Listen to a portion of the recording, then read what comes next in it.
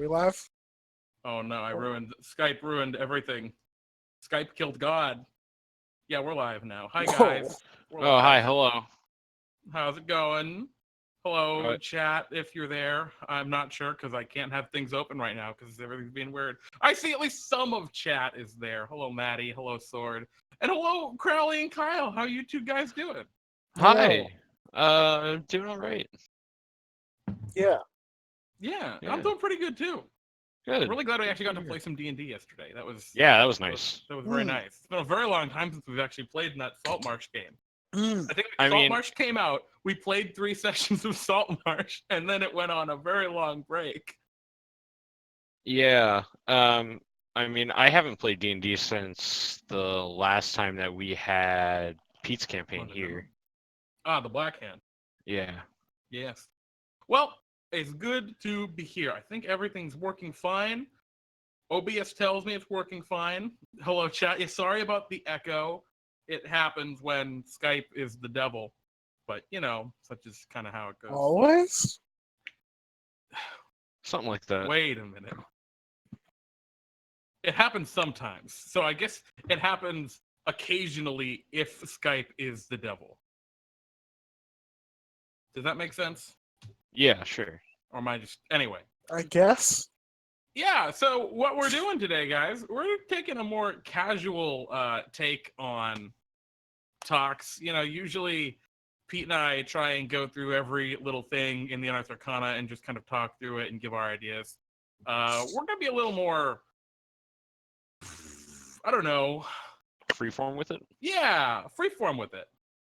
It's going to be a cool take. Exactly, Maddie.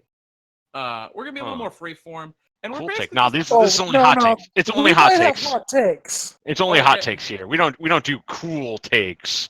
Redacted, guys. We are a hot take community.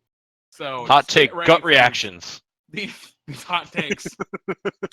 Yeah. The Mona Lisa should be taken down because it's boring. I mean, anyway. That's not what we're talking about. We're not here to talk about that. We needed a hot take. That was a hot take. No, I think we did. We needed to, we just said we had hot takes, and we needed to immediately back that up with a real hot take, and that was a hot take right there. That's a pretty hot take. Yeah. So speaking of hot takes, I don't know. We're gonna be talking about the new Unearthed Arcana. This came out 3 weeks ago, 2 weeks Something ago? like that. Something like that. I don't remember. Still recent. A while. Yeah, it's been out for a little recently enough. Yeah, recently enough that it's still relevant. And actually, I think it's really relevant. There's a lot to really take apart and unpack here because it's a pretty controversial one. A lot of people really hate this. And really? Yeah, that's what I want to Actually, let's just jump right into that. So, this Unearthed Arcana, just for anyone who doesn't know, this is dealing with psionics, which is something that's been in Dungeons and Dragons for ever. And it doesn't exist in 5th edition D&D at all. And so this is a way one of the it will exist. It has to because they're going to do Dark Sun someday. But they tried a while ago, it was over a year ago at this point, to do Unearthed Arcana. They released an Unearthed Arcana where they had the Mystic, which is a whole class for psionics. And this is a totally different take. These are subclasses for existing classes, the Fighter, the Rogue, and the Wizard, that deal with psionics. And a lot of people are pissed about that. Wizards has been doing a lot of damage control on Twitter and stuff for people that are oh my god, you're not going to do a Psion subclass? We hate Dungeons and Dragons now. Wait. Okay. Why? Yeah, right? Well, because people are afraid that if this becomes the thing, Wizards will just well, we have psionics in the game, we don't have to do any other psionics, Oh, sure. They're afraid that this means there won't be psionic class. Which, like a dedicated psionics class, but yeah. And well, I mean, they said when they did the Mystic, we're also going to release subclasses for existing classes. Oops. Yeah. I don't know though. Let's just cold take, cool take, not cold, not hot, not lukewarm. It's a cool take. I liked it. I thought it was relatively boring, except for the Rogue One. Oh, really? Yeah. Okay. I dug it. Yeah, Like, I was it's pretty into it. I could see why people would like it, but for me as a player, like nothing really like did anything for me. I didn't think that anything that the fighter got was in particularly strong or inspired, really. The Rogue One I only liked for the flavor of it, the actual like elements of it. I guess like the like psychic blade was pretty fucking dope, but like Yeah. other than that, you know, everything else, and then the wizard stuff, I was like, what the hell is this? Just, I guess like the thought form was interesting. Yeah, no, I guess I can but feel that. I can get with you there. but everything else I thought was either like kind of gimmicky or like ham-fisted to be like, they have psionic stuff. Oh, jeez, we are blowing out the. But is that me? Yeah, no, it's okay. It's okay. Sorry. I think we're fixed now. Kyle, say some more words loudly. Words loud. We're good. Chat. Apologies for that sudden burst. We're running on some steam here with OBS, but it looks like we're good now. But no, I totally agree with you, dude. I think this is a super reserved. Yeah, I like for the so here if we just want to go through it like just because write down the thing. They just released the Eberron Rising to the Last War book. Yeah, and all of the races in that were, I felt, really pretty basic. They like the Warforged was so reserved and we finally have safe. Warforged. Spoilers. Yeah. I didn't get a chance to take a look at it. Yeah, no, they're very boring. They don't have anything really interesting or unique about them. I mean, I assume that the Warforged didn't change at all from the UA that was released like 4 years ago. No, it changed dramatically. Did it really? Yeah. No, I think he's talking about the other one. Oh, I'm sorry. The old. Oh, yes, Kyle. It's basically that. You're correct. Yeah. I forget that there were multiple. Also, hello, chat. Howdy, Lucky. Welcome. Thank you so much for the subscribe. Oh my goodness, it is more than simply an emote share. It is a subscription. Thank you very much. We appreciate your support. Also, hello, Avalon, and hot take from Maddie. The UA class feature variance document was a way to see if people were open-minded to supplements that allowed fundamental class choices instead of or in addition to supplemental subclasses. Maddie, that sounds like a take. I don't know if that's a hot or a cold take. That's just what it is. Yeah, that's That's what it was meant for. But yeah, I mean, that being said, like, okay, so Kyle, you were saying that you're not like. I'm just not thrilled with it. I thought it was just kind of boring. You know, nothing that anyone got was like super cool. Like I said, the psychic blade I thought was really fucking neat just from a flavor perspective. Yeah, and I can agree with you there. But as a player, like when I'm looking at this stuff, I don't feel like taking it unless I was inspired to make a character that was like based around the subclass. Mm-hmm. And even then, I don't know how much fun I would have playing it. What do you just because it all feels kind of underpowered to me. But I really liked them. I thought they were all good, and I actually felt inspired by most of them. Yeah, I did as well. I'm the exact opposite. And I'm gonna see. Here's the hot take. I think they should just say screw it to the Scion class and just do subclasses. I totally agree, and that's something I was gonna get around to. That was my hot take in the Wait, end. what was it? I'm sorry, I missed that. I think that this is the direction they should go with Psionics in 5e. I think this the way they've designed 5e and the kind of box they've designed it into, like, I think this is how you do it. I don't think there's room for a convoluted class like the Mystic in 5e. At least you're saying totally another issue. Yeah. Oh my god. So I was in another campaign with the Mystic and I was just like, what the fuck are you doing? Just I had no idea what was going on. Here's a really interesting thing about the Mystic, right? It runs into a lot of issues that a lot of old groups would run into, which was, all right, this is really complicated. My dungeon master's pretty new to the game. And I hardly even understand how my class works, so I can just say whatever I want, and my dungeon master has to believe me. And then that just becomes a shitstorm. The Mystic was incredibly convoluted, tried to do way too many things. Oh God, yeah. Like after our first session, I went and read the class, and I was like, dude, I still don't get this. I have Yeah, no right? fucking clue how this What was works. it? It was like 30 pages. Yeah, it was. It was outrageous. disgustingly complicated. And I was like, that's not what 5e is about, guy. This sounds like a 3. This sounds like a 3 or even a 4. You know, like class. Well, let's take a little bit and because I think I kind of, in some ways, I agree with what you were saying, Kyle, about it being boring, and in some ways, I agree with you, Crowley. I'm kind of in the middle here. Well, yeah. I mean, like, I don't disagree that this is the way to do it, because Yeah. I think it is. I think they just have to put a little bit more effort into it to make it appealing for people to play. Yeah, well, let's start at like a really baseline one, right? Let's start with the fighter. That's like the first one in the options. Yeah. And it's Mhm. pretty straightforward. I mean, Yeah. right off the bat, this follows, at least in my eyes, this is a lot like the Battle Master in the book.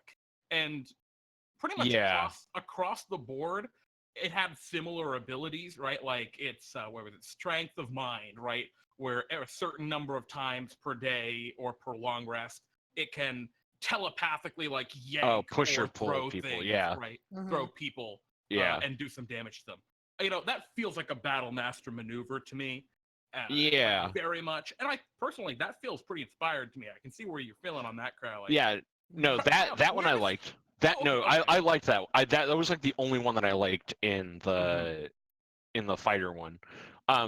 So here's my other issue with the fighter one is fighter already wants like 2 to 3 stats. You're asking to put in like Yeah. a 4th stat, and that's like really hard to do to make it fun. Like that I was don't my know, big man. that was my big one. I But don't know that it needs 2 to 3. It only needs 2. it needs This- it needs minimum 2. This would be 3, which is still like difficult. Well, the argument, right, is whether you're going to put Constitution or not, but it doesn't really, that's Yeah. kind of another topic entirely. Mhm. But Avalon, psionics are icky. Get your sci-fi out of my fantasy. No, I feel you, Avalon. I'm not big into psionics myself either. Yeah. But, like I mean, maybe that's also the reason why I wasn't huge on it. Is I looked at it, I was like, eh. let's just take a hot second here because there's something I want to just say about all this. The one thing that all of this really really struck me as is this just feels like, okay, they're trying to take like the Force in Star Wars and make it into class things in Dungeons and Dragons. Yeah. Like, that's what it is. Like the strength of mind, right? The like you're That's a force push Well, or force pull. the Force is just telekinesis most of the time. I mean, yeah. Well, and I mean that's what I was kind of getting at is that's what this is, right? These are that more than anything else. I mean, I don't know. I still think Eldritch Knight is closer to being an actual Jedi or Sith than this is.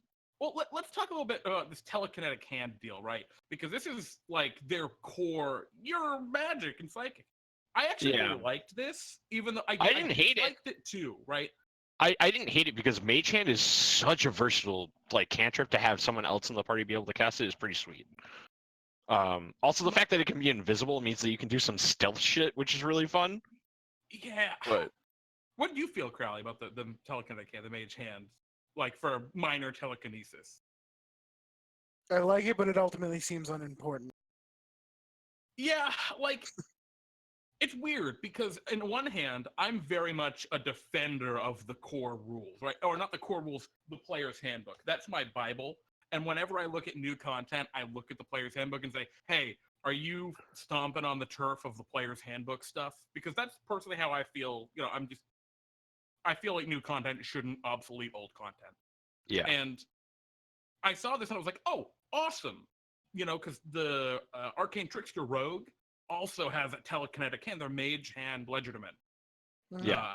Which is, their ability, the Legerdement with the Mage Hand. But, that's very similar to this, right? It's an invisible Mage Hand. But this is worse than that. This is a ribbon. Yeah, exactly. This is a ribbon. And in a way, I liked that, but also it's like... Wait, how would you consider this worse than that? Because you can do a shit ton of stuff on the Rogue. You can do can like it? skills and Yeah. things on the. Oh, right. It becomes And it can- dexterous and and like it can do things do for you, right? The help action effectively. Yeah. Yeah, it Yeah. gets just way better. Yeah. It can do a ton of cool stuff. It's like, Mhm. yeah, it's just Yeah, neat. yeah. And this is, just I like that it didn't stomp on that. It didn't just copy the thing that made the Arcane Trickster really unique and special. But at the same time, I want to be like good at psionics if I'm playing a psionic character. I don't want to just be like, I kind of suck at psionics. Well, Whee! which is kind of like my overall feeling for this entire UA is like, flowers flashing it. Yeah, I guess what you're saying there. You'd like it to just be a little more like, Yeah. I didn't view it that way. Like I'm kind of good at psionics, or I kind of suck at psionics. I've used the telekinetic hand as being the one. Like everything else is combat based, so the fighter is more. yeah. Their psionics augment their fighting ability, so it's Yeah, but they're not less even capable good of though. doing. Oh, I think they're good. So man. I think augmented And I defense think- is. I think augmented defense is really good. I don't think augmented strikes is very good at all. Augmented strikes is but Augmented strikes is It increases to a D6 at 10th level. Like that's such bullshit. Let's just also say, like, I do a D4 of extra psychic damage whenever I hit with my sword. That doesn't feel like I'm fucking. It doesn't cool do and anything. psionic. That no, you're no, rolling a augmented strikes is you're rolling an extra 2d4 a turn. Ooh no! Oh, look out, man! That's gonna do a shit ton of damage. Like no, Yeah, and I then think- even the D6, it's nothing. It's only if no augmented strikes is the worst part of it. I think. I think everything else is fine. Well, oh man, I hate telekinetic bulwark with a passion. yeah, I yeah, think it's- telekinetic I bulwark I is like really not liked that one. Here's the thing. No, think I it's did not good. like that. I think it's flavorful. Yeah, I hate it. yeah, same. I agree. I was What like, do you oh my hate about god. I could see as a DM that being the most frustrating motherfucking thing that you've ever run into. Like it's very I good, though. Well, yeah. okay, I let's think talk about it's the real super problem. cool. Let's talk about the real problem with it. I think they were trying to do something really cool here. After you can't use this ability again until you use your second wind feature. And for those who don't know what this is, telekinetic bulwark, it lets you project like a radius of psychic protection around you that gives half cover to your allies. Which, in layman's terms, it gives everyone a +2 to their armor class against everything, which is really good. Oh yeah, it's absurd. But like you can use it again after you use your second wind feature. I get it, but Yeah, I get that you're only supposed to be able to use it like 2 times per long rest, yeah. but like I didn't it actually seems notice that before. obnoxious. It Yeah, seems it's just obnoxious. Weird. It's just weird to me. I mean, I get it. Mhm. I get the idea, but I just don't like it. I don't think that's like if they were gonna do something with that, I think they should do that more throughout the subclass instead of just have it on this one ability out of Mhm. nowhere. But one thing I wanted to mention because so going through, I mean, agonizing strikes is just your. I thought it was psychically overpowering okay. them. I was okay. see. I like that way more than augmented strikes though. Like that to me feels Augmented good. strikes is bad. Yeah, It's like lame. agonizing strikes feels good, but agonizing strikes should basically just be augmented strikes, and it Mhm. starts at 1d10 and then increases to 2d10 whenever it increases again. But That would be my feelings on it. one of the things I did, right, is I looked at, because again, defender of the player's handbook subclasses, I looked at this psychic warrior and I compared it right next to apples to the battlemaster fighter, right? Yep. And it's really interesting because the psychic warrior is better. The psychic warrior does more damage by quite Yeah. a bit, and that's completely discounting telekinetic bulwark even existing. But the battlemaster is better in other ways because the battlemaster gets everything back on a short rest. This guy only Yeah. gets anything back on a long rest. This character is going to have an intelligence modifier, assuming they max their strength stat because they're a fighter, right? They're going to want that. You could do max. Dex Fighter. Yeah, or whatever, strength or dex. They're not going to Yeah. get that intelligence bonus until like what?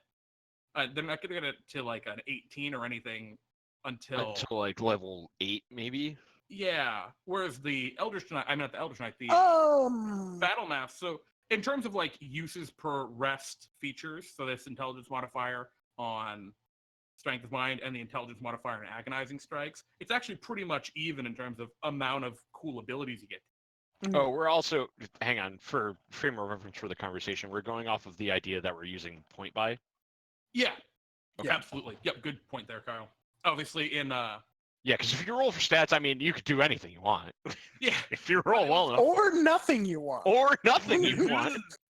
But basically what I was getting around to is this actually is pretty reasonably balanced. I didn't think of it I didn't think it would be looking at it on my first glance, but Sure. when you actually side by side them, pretty reasonably balanced between the Yeah. Battlemaster. If there's even one short rest, the Battlemaster probably even comes out on top, just because of its versatility. Well, yes, although you can get that bulwark back up on a short rest. Do you get because your of You the get second second wind wind? back, yeah. Yeah, and I think okay. that's not that. There's no way that'll be in there when they publish. It's just a whack. Yeah, That screams to me like we're experimenting and see how people feel about this. It's obnoxious. Another thing I felt about this class, looking at it, like looking at their features, augmented strikes, I deal more damage. Strength of Mind, I do damage and push people. At least do something besides just damage. Yeah. Agonizing strikes, you deal more damage. Where's like the okay, until you finish a long rest, you're under the effect, or like you're always under the effects of the jump spell. Like that would be such a cool that'd be feature sweet. to Also, give to this fighter. Also, the idea that they didn't give them any spells was kind of annoying. Well, at the same time, I can understand why they didn't, because that's like Eldritch Knight's thing. Yeah. But actually, even a severely shortened list, like like jump, I think would be good. What is it? Pass Without a Trace. I think Pass Without a Trace would be good. And that's just so like in the category of the rogue, though. Yeah, the bigger problem is, and I think Avalon had a good point in the chat, is when he mentioned, if you're going to add psionics, why just make it magic otherwise? And the reason they're making it magic is because they've kind of boxed themselves in. Like you can't a little bit.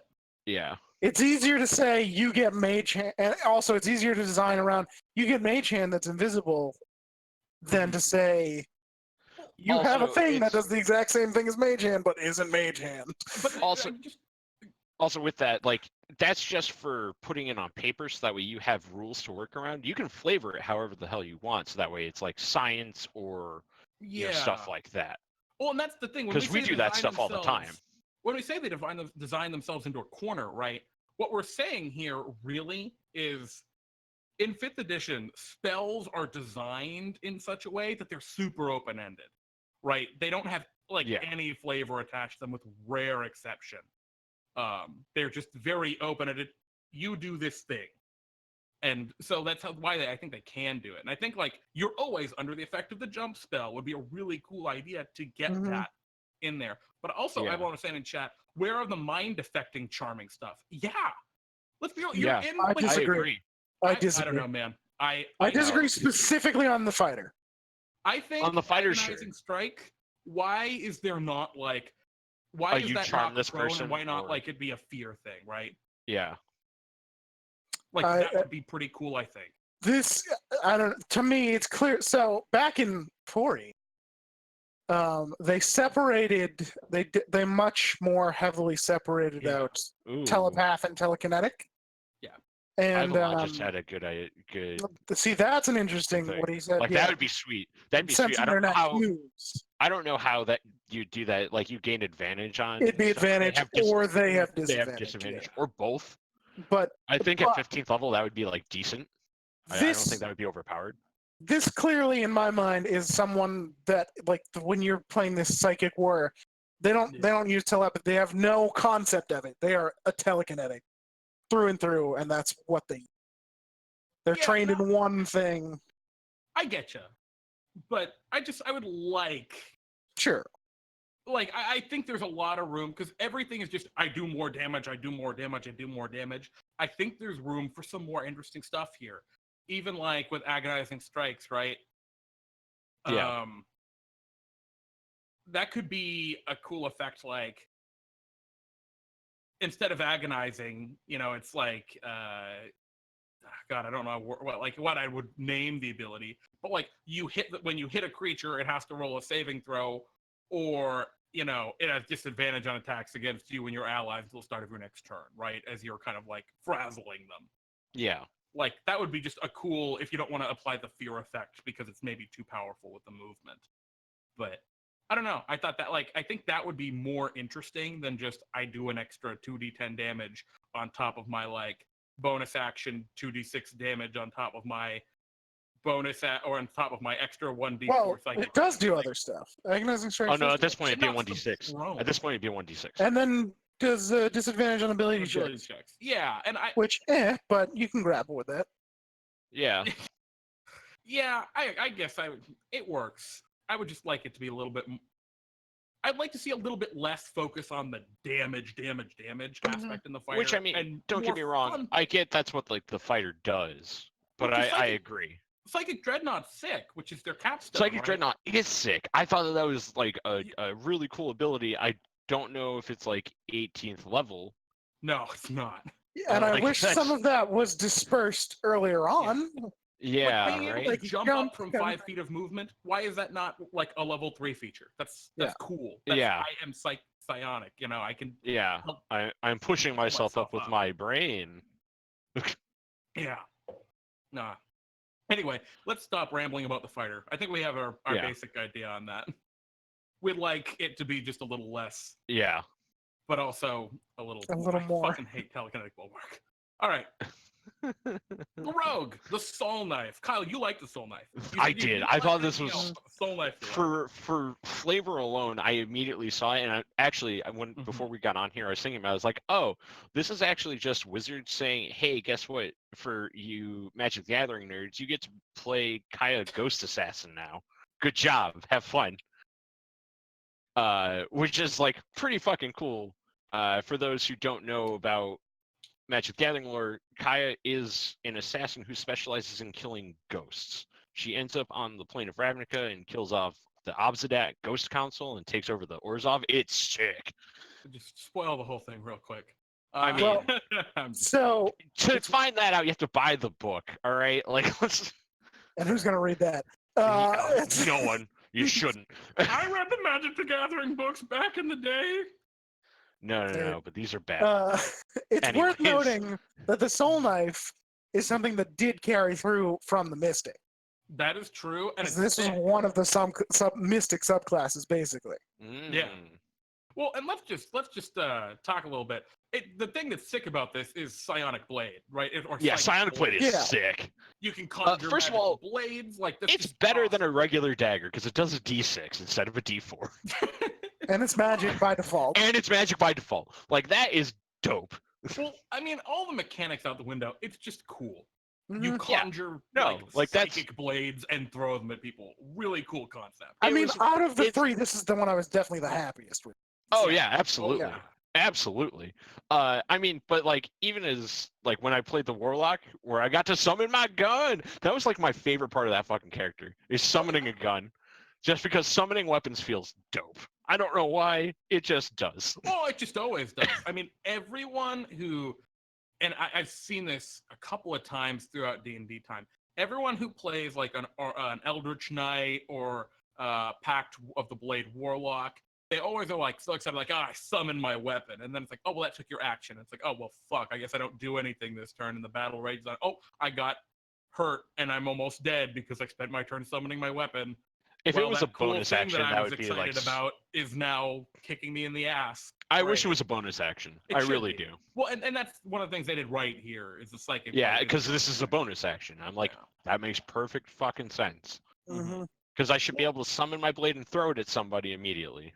Another thing I really, really like here is how they handle psionic enhancement. Because you can pick which of the three psychic things that you get or psionic things you get. The telepathy is just cool. Who doesn't like telepathy? The fact that it works like actual telepathy is great too, because it's if they don't necessarily have to understand you, they just have to be able to speak and you can communicate with them, which is dope. Yeah. No, I'm with you there.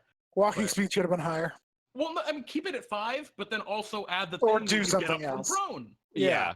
Boom. Yeah. Mhm. Like, give Yeah, it like it- something. Yeah. No, I agree. I would even love, personally, I think it would be a cool ability, especially for the rogue, which is like all about its reaction. I think it'd be really cool if they had an ability like when you would be knocked prone, you can use your reaction to not be To knocked not be prone. knocked prone. That'd be sick. That'd be such a cool ability. Not But that busted in any way. feels, I don't know, that feels like a higher level than 3rd level ability though. Sure, but I don't know. I think that would be a really cool feature to go on here. And that's Oh, yeah, that's the I psychic agree. reaction, I think, is the key.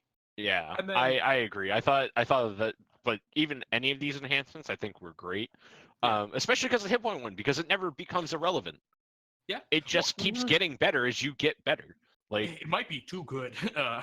honestly, but- yeah, it might be. It might be. But at the same time, I like that being the combat option. Yeah, I think Mhm. that's you wake up, you know you're gonna go fight somebody. Let's get a little bit more tanky when you're predominantly a squishy class. And I think that's kind of what we see here, right? We have our like espionage option, right? Which Yeah. is our I guess actually kind of the first two both fall under that, right? You're faster for Yeah. infiltrating and you're able to communicate with people. But Yeah. you know, it's the solo espionage, you're faster, versus the like group espionage telepathy. Anyway, Mhm. just cool. I like how Yeah. that went. I like that you choose. That's important to me Mhm. when it comes to like Yeah. having a unique character. Yeah. Terrifying Blade was great. Yeah. This is Yep. This was the thing that we were Spooky. talking about for the fighter. This is exactly what we were talking about for the fighter. Yeah, and of course we don't want the fighter to just be the same, so maybe Yeah. they have something different. But Yeah. I But still think the fighter's something different than what it does have. I agree. But the fact that it's like it's a save and then they become frightened until your next turn, I think that's great.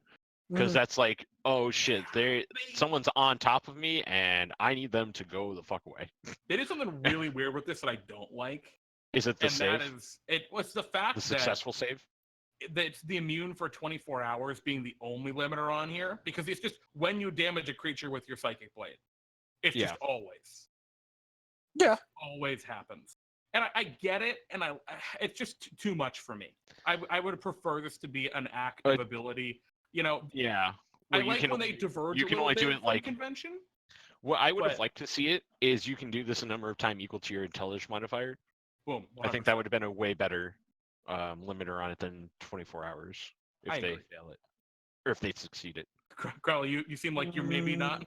I'm not. I don't know. I feel like it would be underwhelming if it Well, it was either that or equal to 24 your hours. rogue level. or if it wasn't. If it was. Well, If it was the intelligence modifier thing. maybe this is fine. I don't know. Just like it just becomes, I think, tedious at the point, because let's say you have a big fight, right? You have like 12 orcs and the orc chieftain. You throw the dagger at the orc chieftain and terrify them. Sick, right? We love that. You go ahead and the chieftain has like maybe 2 lieutenants. You get them and sick, they're scared. And then it gets to the point where like, well, I can't get a sneak attack on any of them, so I'm just gonna stab these little orcs. And it's like, all right, which one of the 10 miscellaneous orcs are frightened of you? You got to figure it out and keep track of it.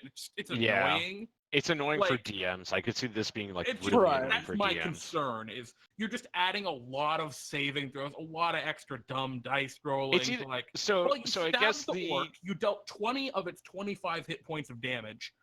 I guess I'll roll this save now. Oh, it's afraid of you, but like, it's just. I don't know. So here's the thing. It's not forced. It's a you can force them. So Yeah, you but, do yeah, But why wouldn't you? activate it. Why wouldn't you? But why wouldn't you? Yeah, As that's a fair. rogue. I'm just afraid it'll get too cheaty. It probably won't. The problem is because I don't think the intelligence modifier would have been enough, because this is Yeah. like frighten is good, but it's not as good as stunning strike, which is sort of the only thing that I Right. can like really compare this to into my head. And the limiter on stunning strike is key points, Yeah. and you don't have key points Yeah, here. but I mean, compare this, right? Because you're talking about apples and oranges here, rogue versus monk. Yeah. Compared to the Sure. other rogues, I mean, I think this would be fine. And maybe it needs more. Maybe it should be plus your proficiency bonus and intelligence modifier. I don't care. Oh, I just for a number of think times you could do it. Yeah, sure. I'm just a Yeah. little concerned with it. I'm being cool with too- more of a limiter, but Yeah, I just don't I think. mean, you can even make it equal to your rogue Well, level.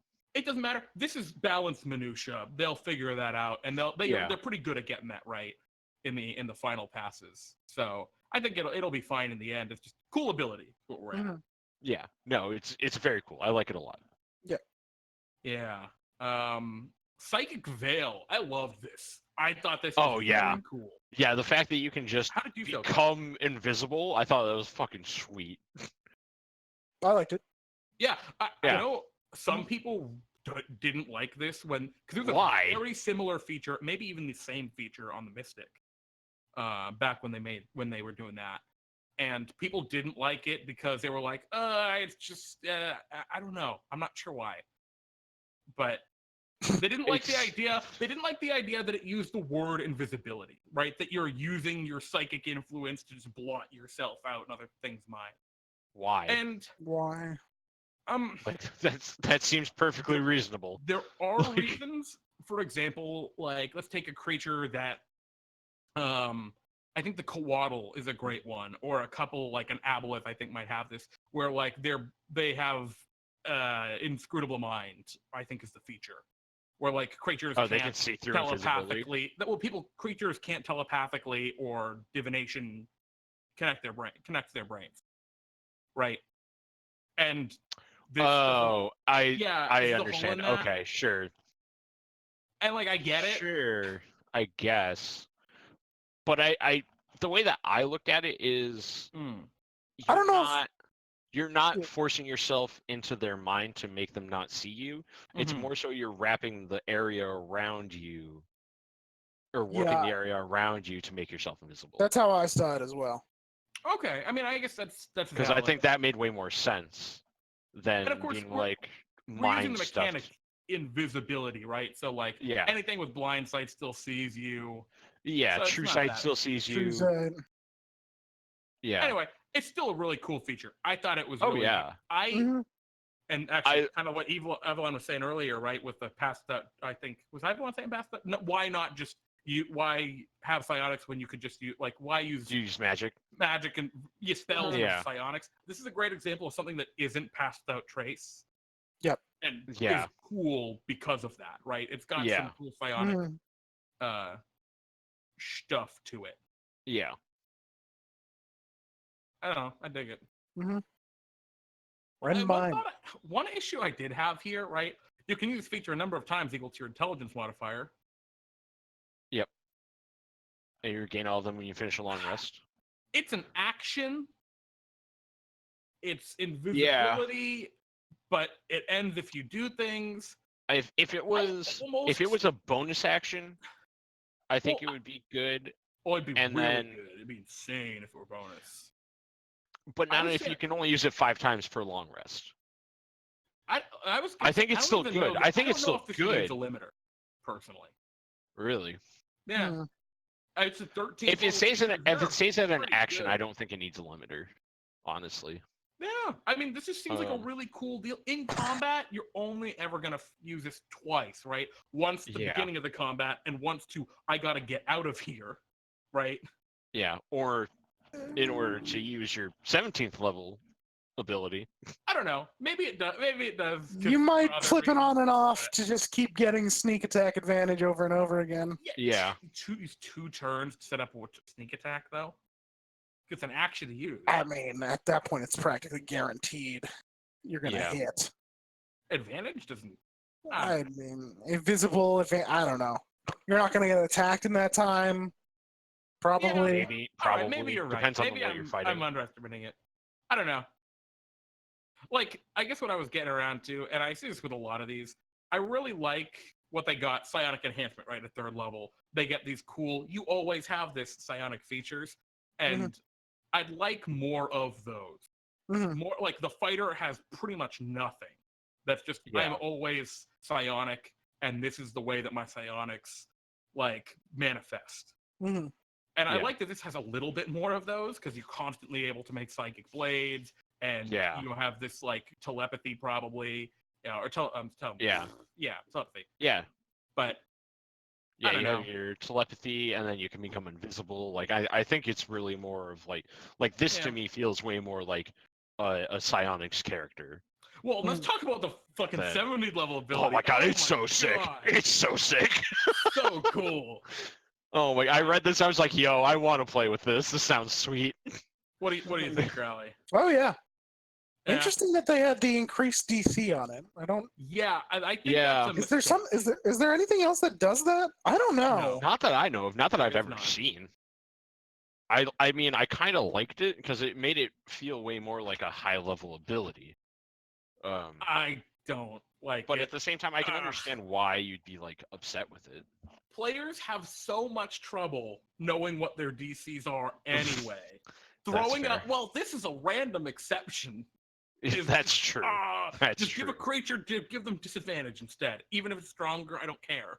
Yeah. Like, Yeah. It's weird.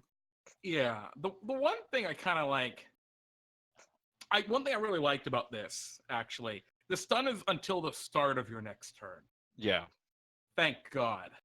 Instead of Not the end. giving this the old monk treatment. Oh my god, Stunning Strike is busted, dude.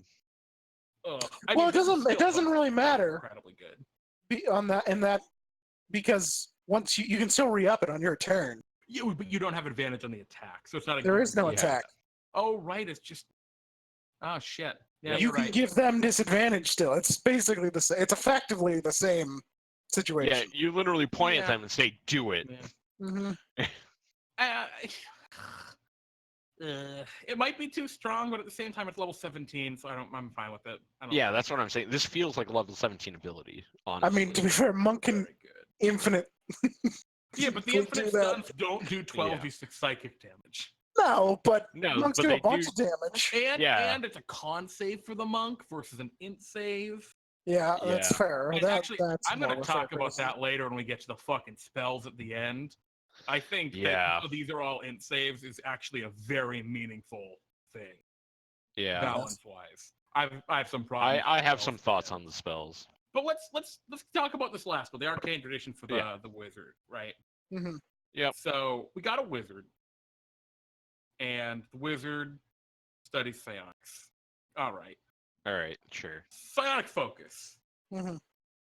I don't like this. I thought it was dumb. I don't like the aesthetic of this at all. Oh, I I really don't like either. the aesthetic. I don't either. You do? I didn't like it. Yeah. Explain to me, Crowley. Explain it to me. Yeah.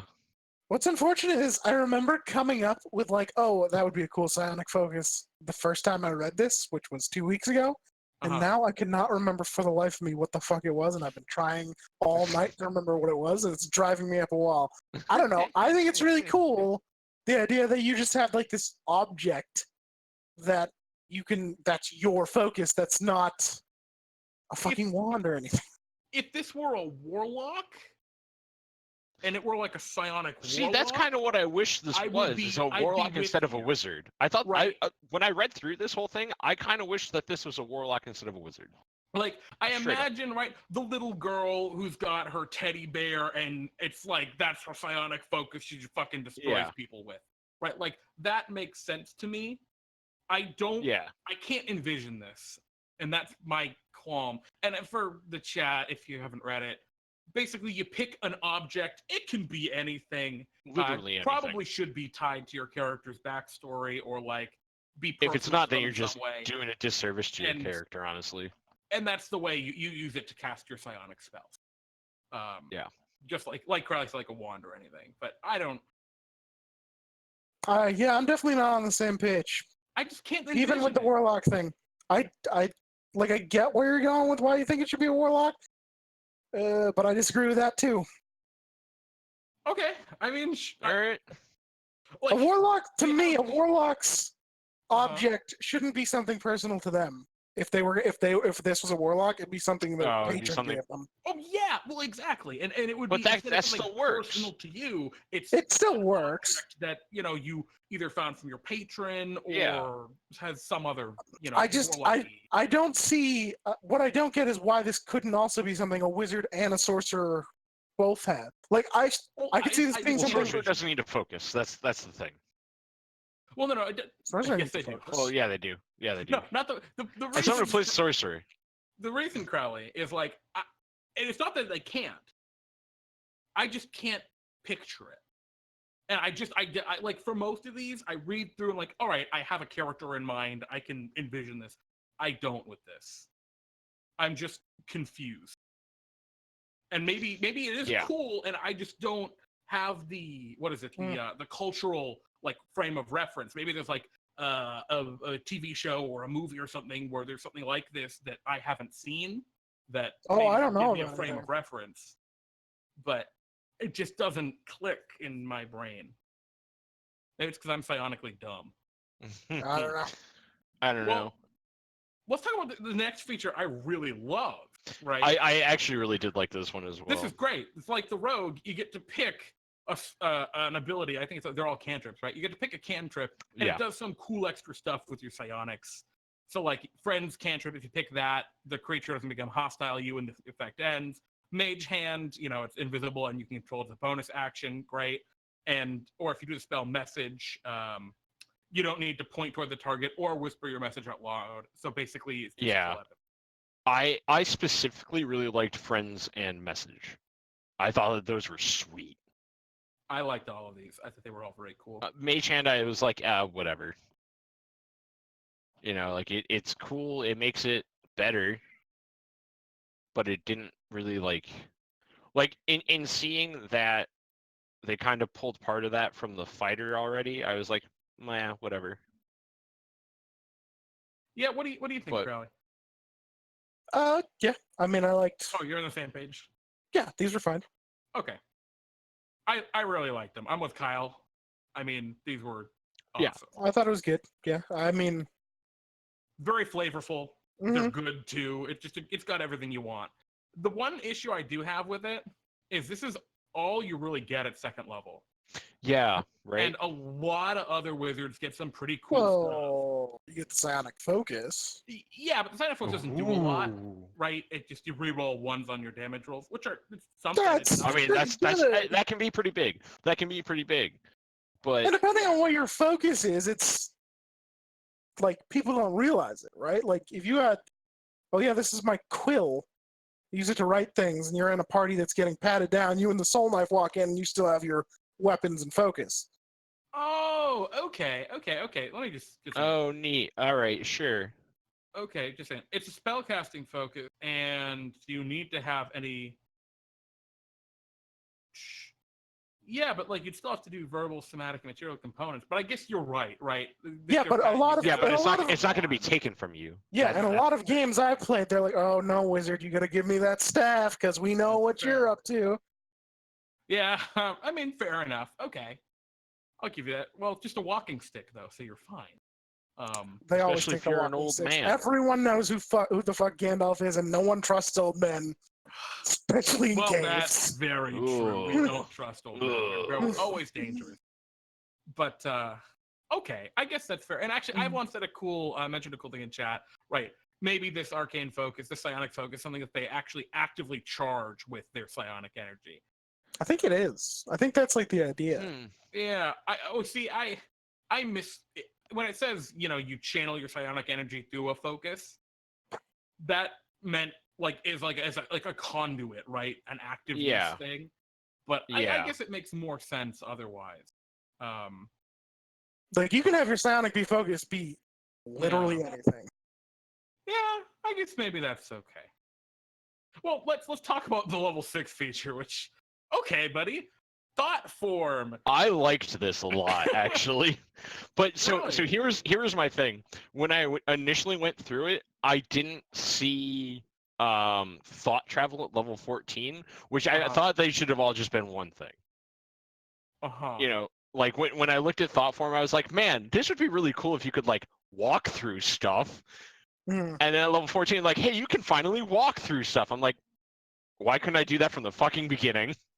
Like, it's really weird, right? It's like It's super weird. You assume a form of pure thought, except like you still occupy the same amount. When you see that amount of space and you have to walk, you can't fly or hover or anything. So basically, it's like you're just you, but you're not. Yeah, it's just weird.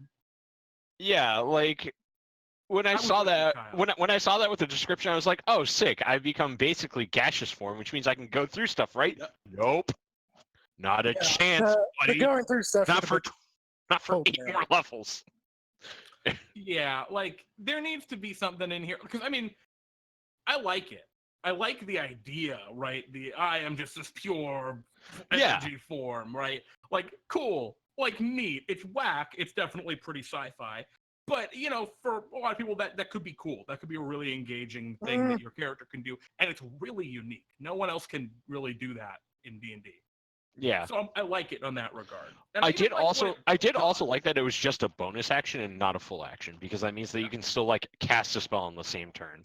Well, and you know, I like what it does here, right? They made it you can't hide with it super well because you shed light. Yeah, Great. which I'm I thought glad was they fine. added that. First, fitting. Second, Yeah. good. It's a little bit of a balance on it. But I like the effects too, right? Like, Oh, the effects I thought were sweet. it's just neat. I don't Yeah. think it's any game breaking part of it that a level 6 wizard gets resistance to damage to non-magical. Oh god, no. I think that's something that a lot of wizard classes need, honestly, so that way they don't just get fucking annihilated. Like, No, I will say it's a little weird that you can do this so often. yeah, right? This Like you're felt like you a can do once it. per rest ability to me. Yeah, the fact that you're like guaranteed to do this 5 times by the time you get the ability is ridiculous. Yeah. 4 times by the time you get. Yeah, 4. Oh, 4 times, right? Because you have a 19. Yeah. Still, like, it's a little whack. Also, hello, Bubonic One. It's good to see you. Yeah, we're talking about the new Wizard subclass right now. But I know we have the level 10 feature. I want to go talk about the level 14 feature because it affects that. Yeah. Right? It affects the thought form. And it lets you, like, fly and go through objects. And Yeah, you get a basically it. you get a fly speed equal to your walk speed, and you can finally move through objects. I think. And- but This I isn't think that the powerful. movie- the thing that miffed me about it though is that it says as if they were difficult terrain. Why? Like, Yeah. Like, let's be real here. If you had the ability to move through objects, right, and hover, and you just put that on the level 6 ability and just made the level 14 ability also you can fly now, what's wrong with that? yeah, like I don't That- see what's wrong with that, That's Yeah. that's just the fantasy. because with freaking sorcerer in Draconic Bloodlines, that's all you get. You get a fly speed. Yeah. Well, and I mean it's apples and oranges, sorcerer well, it's apples and like Granny Smith apples. They're different, but Yeah. comparing the wizard and sorcerer. I don't like that analogy. I don't like it either. I don't like apples to Alright. Granny Smith apples. We got to come up with something better than that. All right, it's All right. Well, Like apples to crab apples would have been a better way to. yeah, that probably would have been better. Yeah. well, we're here now. So, I really liked this level 10 feature as well, actually. which one? So you right, you get to pick a spell, dominate person, scrying, or telekinesis, and once per day you can cast it psionically, right? Yeah. I really liked that, and actually it's not psionically; it's just you can just cast it once. I think you should be able to cast this like without components. Oh Yeah, no, you I can't agree. cast it. Yeah, it says without components. Okay, sorry. Yeah. So you cast it psionically, undetected, effectively. I think this is really neat, and I like the spells they picked too. Yeah, I agree. The big Because one for those me is felt super flavorful. like dominate person. That's so on point. Telekinesis. I mean, they've been hammering that home through on the fighter. But I really like scrying because you need a 1,000 gold piece component thing to cast scrying. Otherwise, this is just no. This subclass for the wizard doesn't matter if they have a crystal ball or whatever. They can just scry. Yeah. And using their 6 psionics, and that's just cool to me. Plus, Yeah. none of these are super powerhouse spells. Like dominate person. I mean, dominate person, I think, is like the most impacting one, but it's dominate person. OP. None of those are OP for their spell level. Right. Yeah. None of them are the optimal DPS in combat. They're all fun, multiple ways to use them. Yeah. Infrequently picked spell choices, and I think that's why that's so cool. At least to me. Yeah. No, So, yeah. I agree. Oh, and then empowered psionics, they also get a level 10. They can add a little extra damage to their psionic spells. I don't think they need that personally, but whatever. Yeah, I Yeah, mean, don't it's care. okay. Yeah. Every spellcaster's getting that now. So Yeah. at pretty some much. point. Just more damage. Yeah. Well, this adds to any spells, so. Ooh. Bubonic One, happy that they went back to the original first edition names. I assume you're referring to the spells we're about to get to. So Yes. now that we've talked about the subclasses and everything, let's talk about those spells. They gave a list of like optional or psionic spells that are like, these are good things that you can do with psionics, which is cool. I like that. Mm, Yeah. You can say like, yeah, all of these spells can be reflavored to be psionic. But let's talk about the actual psionic spells, because I felt so strange about these. Some of them I was like, yes. And other ones I was like, whoa, buddy. Yeah. And I think actually, which one was this? Ego Whip was one of those ones where I said, whoa, buddy. I read Ego Whip and I was like, what the hell? Because I read it and my thought was like, all right, well, this isn't that powerful because like it's in the same tier as Banishment, which is a single target crowd control effect. Yeah. But then I like read it another time and I was like, wait a minute. Wait a minute. For what This it is does really for the good. chat, right? You lash the mind of one creature you can see within range, filling with despair. The target must succeed on an intelligence saving throw. That's very important, by the way. Yep. Or suffer disadvantage on attack rolls, ability checks, and saving throws. And it can't cast spells. At the end of each of its turns, it can repeat the intelligence saving throw and the spell on a success. But it has disadvantage on those saving throws that it makes at the end of each turn. Yeah. mhm. And against any, like, I'm not going to say any, but many non-humanoid enemies. Monsters. Yeah. Yeah, against most monsters, like monstrosities, even a lot of aberrations, beasts. Even just like regular stuff that isn't like a dragon. Yeah, like this is just they lost. The combat Yeah, is over. they're dead. They're There's dead. there's no reason to play this anymore. I Yeah. mean, like someone might take one more hit throughout the combat, but the creature's destroyed. Yeah, but I mean, it's concentration up to a minute. So like, if they have another, like if you have a group of things that's not a Well- big bad boss, then there's a chance that the wizard gets hit. If you're the dungeon There's a master, chance. right, and you're running like a T-Rex, right? T-Rex. Oh, and that's the wizard screwed. It's screwed. The wizard ego whips the T-Rex with its like 4 or 3 intelligence, right? It will never succeed on this. It's never going. Just Well, I never mean, it would gonna- never. First of all, I don't think it would succeed unless it crit at that point. Yeah, it needs to crit, and even then, it's very low. So Yeah. your options, the DM become, all right, my creature has disadvantage on everything, so it's really not a threat anymore for what could have probably been a very dangerous encounter. Or Yeah. I can be a dick and have the T-Rex target the wizard and just hope to God I hit them with the disadvantage attack, and that'll suck dick for the wizard who just was like, well, I used Gets my annihilated ability, by so this. I'm getting trashed for it. Yeah, Like- like that. That feels bad as a DM. I could see that feeling awful. Because at Crowley, that you've point, let us go at this. Huh? You've let us rant about this. Oh, You've yeah. been very quiet. I think you're overstating it a bit, but I think you just remove saving throws and it's fine. Yeah, I yeah, I agree. I agree. If they didn't a have fourth disadvantage on level the saving spell? throws, then we're fine. Yeah, I mean the things that you're fighting at 4th level, like the T-Rex, for example, has an outrageous plus to hit. Well, not outrageous, but decent. And if it does hit, a 7th or 8th level character is still getting fucked up Yeah. by that thing, and it has a lot of hit points for Yeah. that level. I mean, like those big boss solo monsters, where I think this is the worry, like Banishment is. Mhm. I Well- think still have, some Well, they probably have defensiveness. legendary That's actions. a takeaway to- I have for all of these effects, actually, is how they affect big boss solo monsters. Because Right. if you notice, like looking at the actual spells in 5th edition D&D, once you get past level 1 or 2, I think There level are 3 is the almost- last time there's an attack.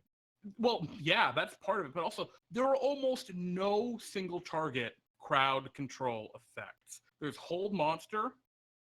Dominate monster, dominate person, hold The person. dominate spells are not great in combat. Those are out I of mean- combat for the most Oh, part. right, because they can take a minute they to have- cast, right? Well, no, they have advantage on saving throws if they're hostile. Oh, right. But right. like, and in a Banishment. lot, Yeah, there's Banishment. banishment.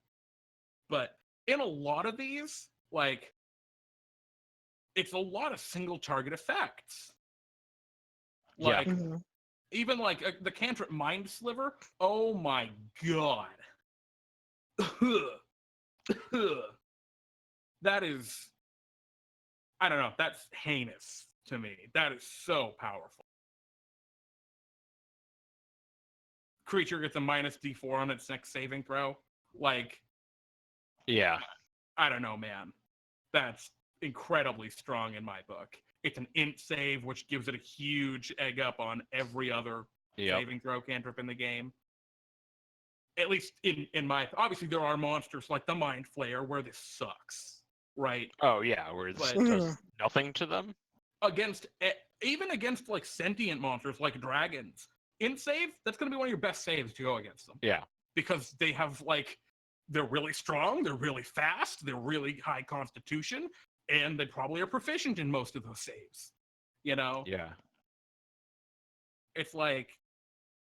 Yeah, but their plus to int is still going to be outrageous. I was really whack. One of the ones that really, really shocked me was Psychic Crush. A minute. It's a level 6 spell. No concentration.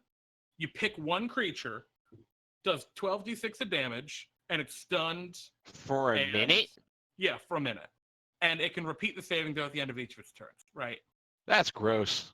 Like... I mean, it's 12d6 once. Very, very powerful. It's 12d6 once, but the stun is really what pushes it over. Well, and it's the int save too. You know, it's... Yeah. And I think that's a problem. Like, that the design of this game, right? Monsters don't have high intelligence. A lot of them will have acceptable wisdoms because that's just survival. But they don't have high intelligences because they're not sentient creatures.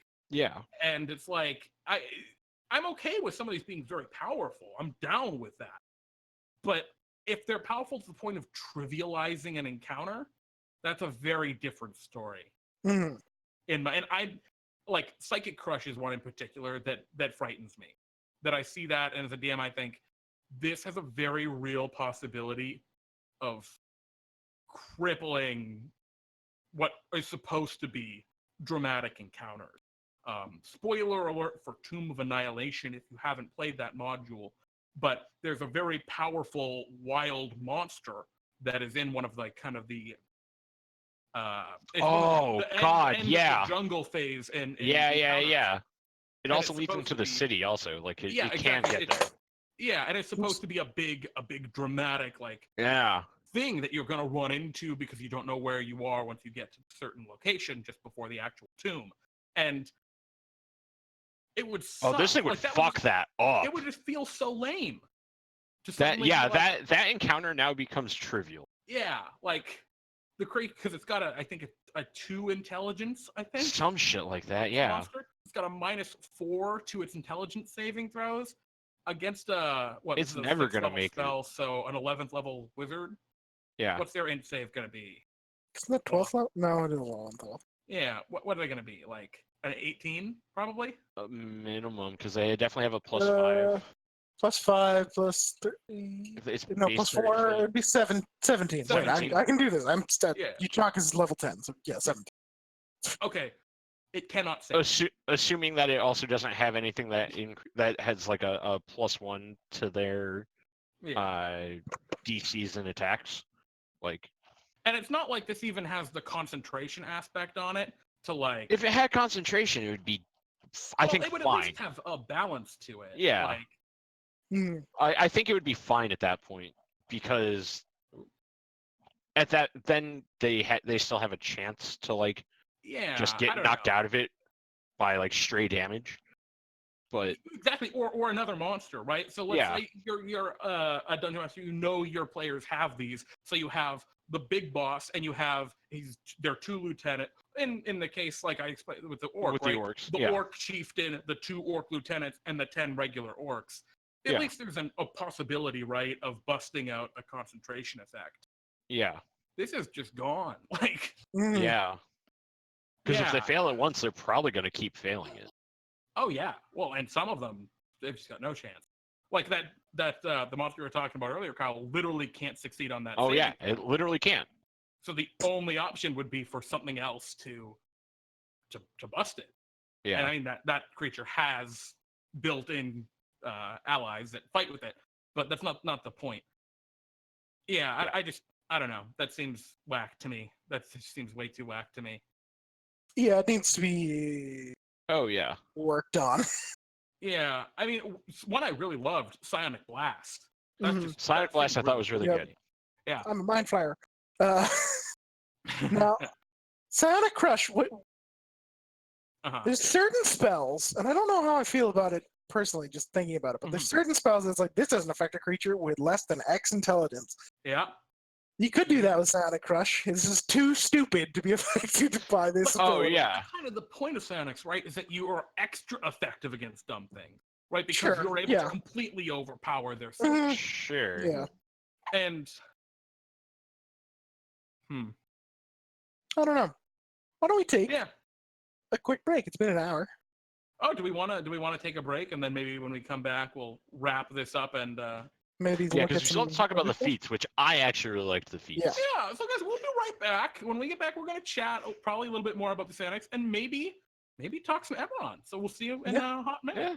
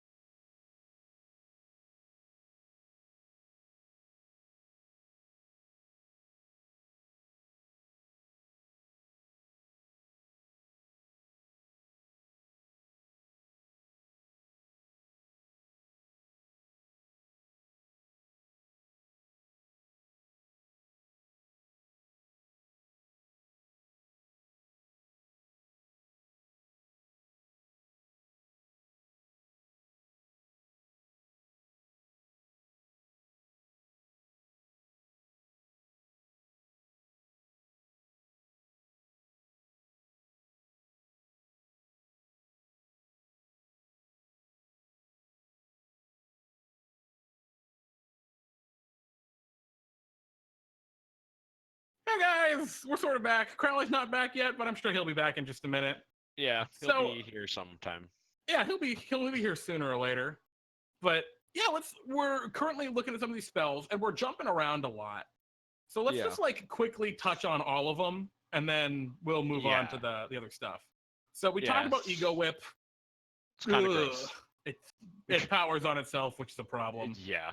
Let's talk about Insinuation. Hang on. Can we talk about the idea of stacking Ego Whip with Psionic Crush? Yeah. Or Psychic Crush, because that's disgusting. Oh yeah. That's absolutely absurd. And that's a problem that like Ego Whip is going to just make all of the problems that are in here even worse. Hey Crowley, we're back. God. We're already back on. Yeah, we're already back on. We're talking about some of the spells. Okay. So let's move to id insinuation, right? First level spell, concentration. You hit a target with it. They got to roll a wisdom save. Okay, I like that better. Yeah, and it does psychic damage at the end of their turn, and then it can make another wisdom save. I'm sorry, they're incapacitated and take psychic damage. This is actually just like Tasha's Hideous Laughter, but for some, but Tasha's Hideous Laughter they have advantage on their save, and they can make additional saves if they get hit. This, for some reason, is just way better.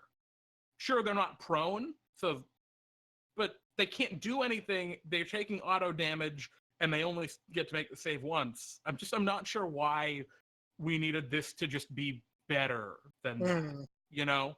Yeah. I get the concept here. Yeah. But if it's gonna just be better, it should be at least a second level spell. And even then, I don't like. Well, incapacitated isn't that bad a condition, right? They just can't take actions. Yeah. It's not like they have an advantage against them or anything. Yeah. But it's just weird to me. It just seems a little much for a first level. Yeah. Especially compared to other first levels like Command, Tasha's Hideous Laughter, etc. I always forget the Command's a first level spell. Right. It's a really good first level spell. So good. Intellect Fortress. I really liked this. I actually really did as well.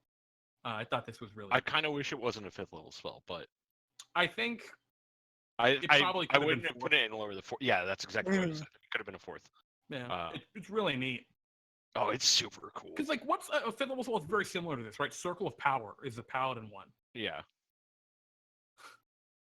Yeah, imagine a paladin using command to make a tree fall prone. Never heard of that. Could if it was a Trent. Could if it was a Trent. That was what we call a reference, Kyle. You missed it. Oh damn! Yep. Rip. But I really like Intellect Force. Often. Yeah, it's all good. It was a specific reference. Oh, good. Good. I'm glad. Just a cool new spell option, and of course it can help your allies, which is always neat. Yeah, because now this falls back into like what I was talking with Bubonic one in chat. It's like this is some real serious support. Because, like, if your ally fails a saving throw and you can make them not fail it, that's disgusting. It's really good, yeah. Well, like, that's super good. Succeeding on a saving throw, because Intellect Fortress is a concentration spell, odds are you're still going to take some damage. You're going to have to roll concentration, which you have advantage on, as a note, because of Intellect Fortress. Yeah. But I think that's because the only thing that it's supposed to do, right, is help your concentration checks, like help your saving throws. Yeah, I think it works. Mm-hmm. Yeah. As opposed to Ego Whip, which does like a bunch of shit and stacks on top of itself by giving them disadvantage on their saving throws against. So, yeah. But I think you're right. I think that could have probably been a fourth level, but it'd been a very good fourth level is the problem because it's 10 minutes long too. Yeah, potentially. Mental Barrier. What's this? It's a reaction. Oh, I love this. I like this one. Yeah, I like this one a lot too, actually. Okay, but I had a problem with this, right? So reaction, you get to give yourself advantage on intelligence, wisdom, or charisma saving throw, and you gain resistance to psychic damage. That's if an effect would make you make the save. Yeah. First, I think this kind of reactive psionic stuff is what makes psionics really unique to me. Yeah. So seeing this is awesome. The problem I've got is, why is it a second level spell? I mean, let's be real. Shield and Absorb Elements probably both should be second level spells. But since you put both of them in the game at first level, why isn't this first level? Yeah, I agree. Right, yeah. Yeah, like if you set a bad precedent, at least follow through with it. Yeah. Right, at least follow through. Either that, or at some point you have to go back and run them and say, no, Like- these are second level spells. This is going to be a really hard pill to swallow to pick this spell at second level. Unless you're like already a really high level character. In which case, it's going to be an auto pick at second level. Yeah. But as you're leveling up, I don't know. I couldn't imagine this would be a banking spell that I on would... this very niche spell. as a sorcerer, I would absolutely... I wouldn't take this until I'm like well into the teens. It'd be really hard to pick this ever as a sorcerer. Yeah. But otherwise, I think it's really neat. Very, very fitting. We already talked about Mindslaver a little bit. We're all on the same page with Mindslaver, right? It's pretty gross. It's a bit much. Thank you. All right. Yeah. At a D4, maybe I'm okay with this. Yeah, but the fact that this is a cantrip is kind of disgusting. Yeah. Yeah. Because, like, Jesus Christ. Let's talk about Mind Thrust. Okay. Bonus action. This is basically... First of all, that says a lot to me. Bonus action, the creature can only use their turn to dash and disengage. This is like taking the spell Dissonant Whispers, saying, oh, it's second level, but it's bonus action, but we stuck command on it, and the command is flee. Yeah. I don't know, man. This is... And the fact that if you cast it at higher levels, you can target more creatures. Yeah. This becomes too much. Huge CC, and that is out. Yeah, that is ridiculous. This is way too much. Out of control. It burns an enemy round, which is incredibly strong. You can burn the entire enemy's round if you're fighting like a Wait, Dissonant Whispers does that too? Well, no, it's a reaction for Dissonant Whispers. Reaction, yeah. They have to use their reaction to flee. Okay. Yep, they do it right then, and then they can move right back. But which is frustrating about Dissonant Whispers, but it's also part of the balance of it. Is it doesn't burn their whole turn like a command would. And like I could see if this were an action, maybe this being okay. Maybe. But as a bonus action, this is totally out of line in my opinion. It's disgusting. It's disgusting. Yeah. It's very, very strong. Like, this seems like an auto take. I think so as well. And you're right. I think the higher level casting targeting other creatures is also too much. I'd say for every 2 spell slots. For every 2. Yeah, but the fact that it's just every have one, the damage increase. Gross. I'd be fine with 2. See, that's what I was kind of hoping for, is that the damage would just be more, and it's still a single target CC, but this is now a crowd CC. Like, we talked about Psionic Blast and Psionic Crush. Let's talk about Thought Shield. I liked Thought Shield. I was really kind of confused about Thought Shield. It felt to me kind of like different. This isn't out of combat. Yeah, like that. Because non-detection already exists at second level. Yeah. Like, but non-detection also covers an area. This is specifically for one person. No, non-detection. I think it could just be one person. Is it? I thought it was a 10-foot radius. No, it's a individual. Yeah, I mean, I like it. I'm fine with it. I've got no issues with this. Yeah, I have no issues with it. Even though it's basically the same as non-detection, but it's just a little different in its mechanics. Like, this doesn't say the word spell anywhere in it, which means it'll work against all magical effects. Yeah. But, whatever. I think it's fine, personally. Let's see, Bubonic One arguing for Psychic Crush. Psychic Crush will still do 12 dice of damage if cast by 20th mage. When a fireball casts up to that level, will out-damage it. You're absolutely right, Bubonic One. There's no question there. But I'm not burning my 9th level spell slot on a fireball. I'm just saying. Yeah, I mean, the argument against the Psychic Crush is just, it's not the damage. The damage could be even higher. I'm fine with this being 18 d6 even. I don't care. It's the saving throw. It's the stun, it's the CC. High-level CC doesn't exist in 5th edition D&D. And the fact that it's not concentration. And the fact that it's not concentration is ridiculous. High-level hard CC like this. And the fact that it's an int save is only going to exacerbate that against lots of enemies. Like, imagine Psychic crushing a Tarask, and then, the battle's over. Who'd be there? Yeah. Okay, you kind of invalidate it when you're talking about things with legendary resistance. For Adrian P in chat, sleep doesn't. No, because you still have to beat their hit points to do it. But Like, a high level sleep can actually be very funny. No, he's right. Oh, The high level sleep is is very sweet. funny. high level but sleep is sweet, but it's gotta- not. You gotta It's pay still through the teeth balanced. for it. It's still balanced. Like Psychic Crush, to me, feels not balanced. Which I mean, they might fix it Let's by looking at it. compare it, right? Let's compare Psychic Crush. What does it have to compare against at 6th level? Disintegrate is like the key damaging spell, right? Yep, it's my favorite spell. And what's what like is the big CC spell at 6th level? Is there one? Geez, I don't know. I have to go to the handbook. Give me a second. Like, I'm trying to think. Off the top of my head, I have no idea. Otto's Irresistible Dance? Yeah, That's Otto's fine, Irresistible yeah. Dance. Yeah, So, like, Otto's Irresistible Dance is one target, same kind of idea. Except Otto's can't target charmed creatures. Otto's is a concentration. hang on. Are we specifically just looking at Wizard, or are we looking at just? I don't know anything if you've got a better CC than Otto's. Oh no, I'm just. Flesh to Stone is a CC. Oh, that's so Not a bad, great one. though. But it is one. Not good. It is. It's not good. Forbidden Is like an out of dances on thing.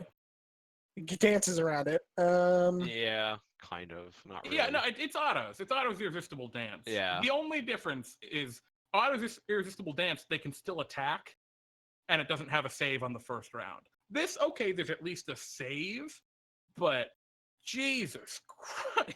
Also, this is a charm effect, and there are like a decent number of things that say A no, you lot can't that be can't be charmed. affected by Otto's. Yeah, this just trashes Otto's Irresistible Dance in just Into the every ground. conceivable way. And then Disintegrate is 10d6 plus 40 damage. Yeah, I would love this if it were 20d6 plus 40 and stunned for a round, or 18d6 plus. Oh no, sorry. If Psychic Crush did 18d6 psychic damage and stunned them for one round. For one round, yeah. I'd be down. I think that would be totally good. It's the repeated stun. Like you look Yeah, at all they're stunned for the entire CCs combat. They're stunned for the entire combat. Like there's no way that they're getting out of it. Like Command is one round for a reason. Yeah, I mean, I'd even be okay with this if it was for 2 rounds, because I don't think you could kill whatever you're stunning in 2 rounds, probably. But I guess. So it depends on the whole party monster. makeup, but like that is. Yeah, Bones of the Earth was the only other one I saw that might be a CC. That can CC. You're correct. Yeah. But good pickup there. I mean, what the power level in first edition doesn't really matter. Yeah, that's irrelevant to the 5e. conversation. Yeah, it's Like, comparing it to what it is in comparing it against other things. The only spell, there's a spell that does almost the exact, I guess contingency could be. I guess, sure, yeah. Boom! So there's another spell that does Contingency could be anything though. Like that. Brain blast. Similar amounts of damage to Psychic Crush and stuns them. But it does it to multiple targets. And that's Psychic Scream, a 9th level spell. Oh, okay. Yeah, but that's a 9th level Crush. spell. Psychic Yeah, Crush I is know. just the 6th level version of Psychic Scream. Almost as good. I mean, except it's just one target instead of multiple. Yeah. And Psychic Scream has the less than 2 intelligence score thing. Yeah. Yeah. Yeah, it's just too much. I mean, I think it needs to just pick a direction and go more in that direction. Either, if you want to go hard into the CC direction, all right, I think the damage gets toned down even more than it currently is. If you want to go hard into the damage direction, I think you can amp that direction up by damage by at least 50% and still give it a round of stun, and it'd be a pretty reasonable 6th level spell. But, yeah. Bleh. Yeah. Bleh. That's all I got. Just bleh. Yeah. Let's talk about these other things, these feats. So they made telekinetic and psychic feat or psionic feats. Telekinetic is the first one here. And I really liked this one actually. I thought this one was fun. It's fine. It's just the exact same as everything else. Yeah. Like you get an invisible mage hand and it can push people. Yeah, which is pretty sweet. Yeah. It's fun. Because that to me opens up a lot of like flavor avenue for a character where it's like, man, I wish that they had this one thing where they could do minimal things with their mind, which I've wanted for a few of my characters before. I'm just like, man, there's no good way for me to do this. The one problem I do have with this, right, is it's still an action to cast the Mage Hand, and then once it's cast, it's a bonus action to shove a creature within 5 feet of the Mage Hand. I think that needs to be tied together where you can move the Mage Hand and shove a creature. Is what I agree. Interesting. When you do so, the target must succeed on a saving throw or be pushed 5 feet away from you. Adrian P was mentioning in the chat. That's right. It should be pushed 5 feet away from the Mage Hand, right? It should be. Huh. Although I guess in... Well, I guess it's just taking the spell Mage Hand and trying to approximate a force push. Yeah, I guess in theory, like wherever you're pushing them with the Mage Hand is assumed to be away from you. Yeah, right. Well, and that's the thing. They made an assumption here that's not in the mechanic. Yeah, that's kind of necessary, but oh well. At the same time, you know. So I'm gonna give a hot take. I don't like these feats. I don't either. I think. Well, Okay. I thought they were fun. I thought they were Why do you not like the feats? Is the question. They seem kind of pointless. Because if you're gonna be a psionic Oh yeah, you probably character, you have some access to these from some other thing. Yeah. Unless you're the fighter. No, they do. They get the Mage Hand. Yeah. Not for telepathic. That's true. Sure. It would be if you're telepathic the fighter. Yeah. I mean, telepathic real quick. But there's other ways to get these. Every single one of these mechanics is already in one of these classes they've already done, and that's why it's just sort of like, well, why would? It's like if you. Why do you take these this? These are meant for classes that are not in this. Right. It's meant for someone that wants to be minorly psionic, but that's kind of dumb. Like, do you know how many characters I would have taken telepathic on? Like all of them. Oh, because I want to talk in people's mind. Like that's it. So sorry. Telepathic is good because, just being able to talk in minds is a good thing generally. It's a good ability. Yeah. Telekinetic is the one I have more of an issue with. Oh no, telekinetic was like, whatever. Hold off for a hot second here, right? Like, the whole point of the feats, right, is to get a little bit of psionics on your non-psionic character. And I think when psionic was a class, maybe that had some value. But because psionic is the scion is a subclass, I'm not sure I have much value in, like, these don't have values anymore. Now that they are going to be, if they go through with this, right, of making psionic subclasses for all the classes. Yeah. But I will say, in certain settings, this might be more valuable than others, right? In settings where psionicism is super common, right, as commonplace, maybe you want something like this just for a flavor reason. And it might make sense to have these in a source book where psionics are common. Right. But, to me it was more like, if you're playing a psionic character, oh no, you're not just a little psionic. Well, that's the thing, right? Is that these are not meant for your psionic characters. Like telepathic, especially telekinetic. Oh yeah, telekinetic is telepathic's fine because borderline bad.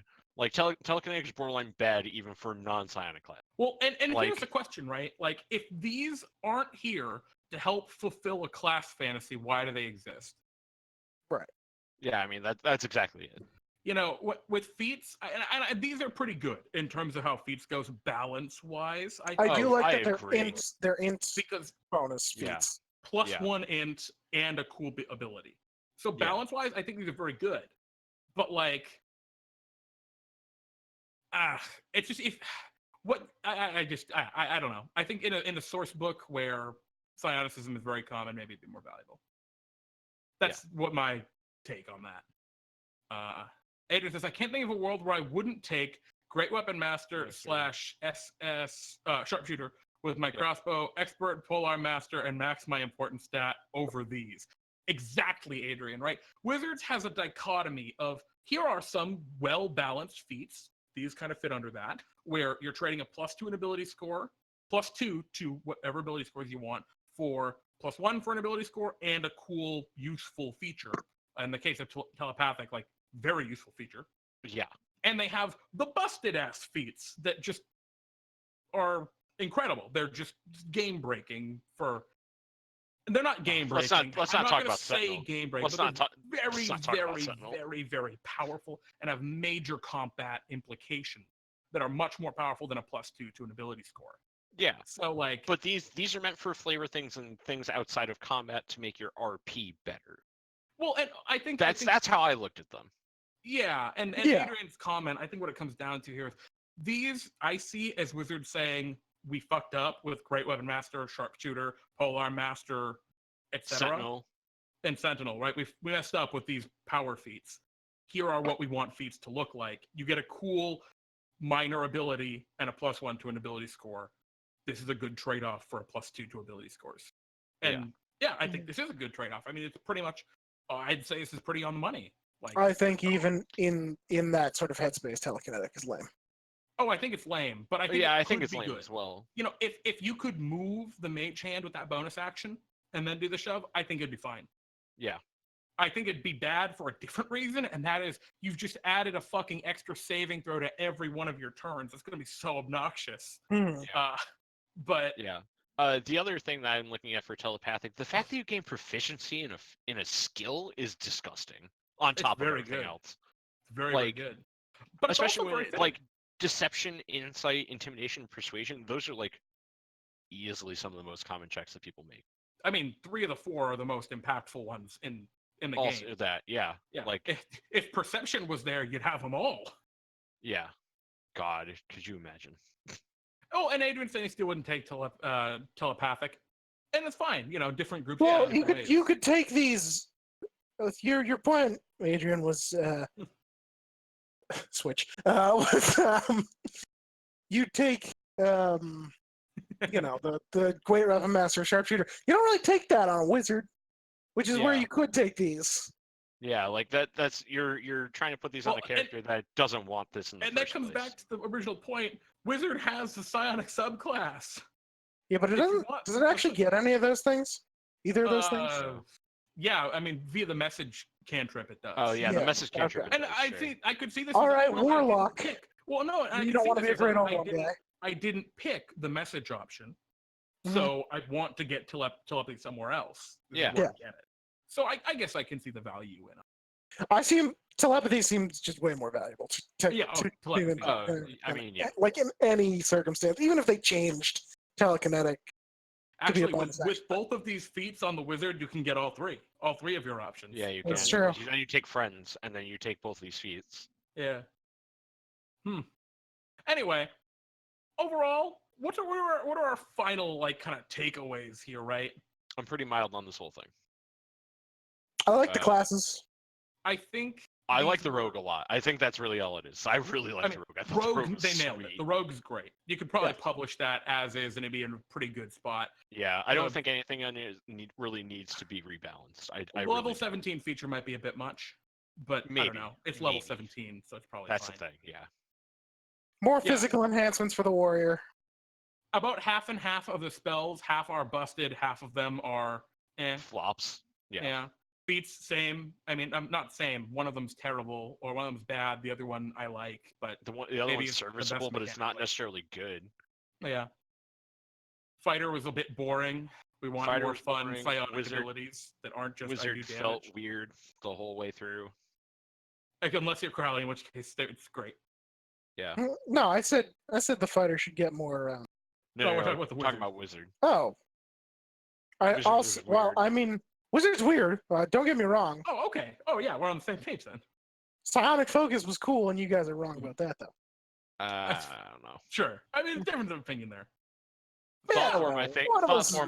You should have just innately should have been able to shit. I don't. Yeah, walk through walls. Why?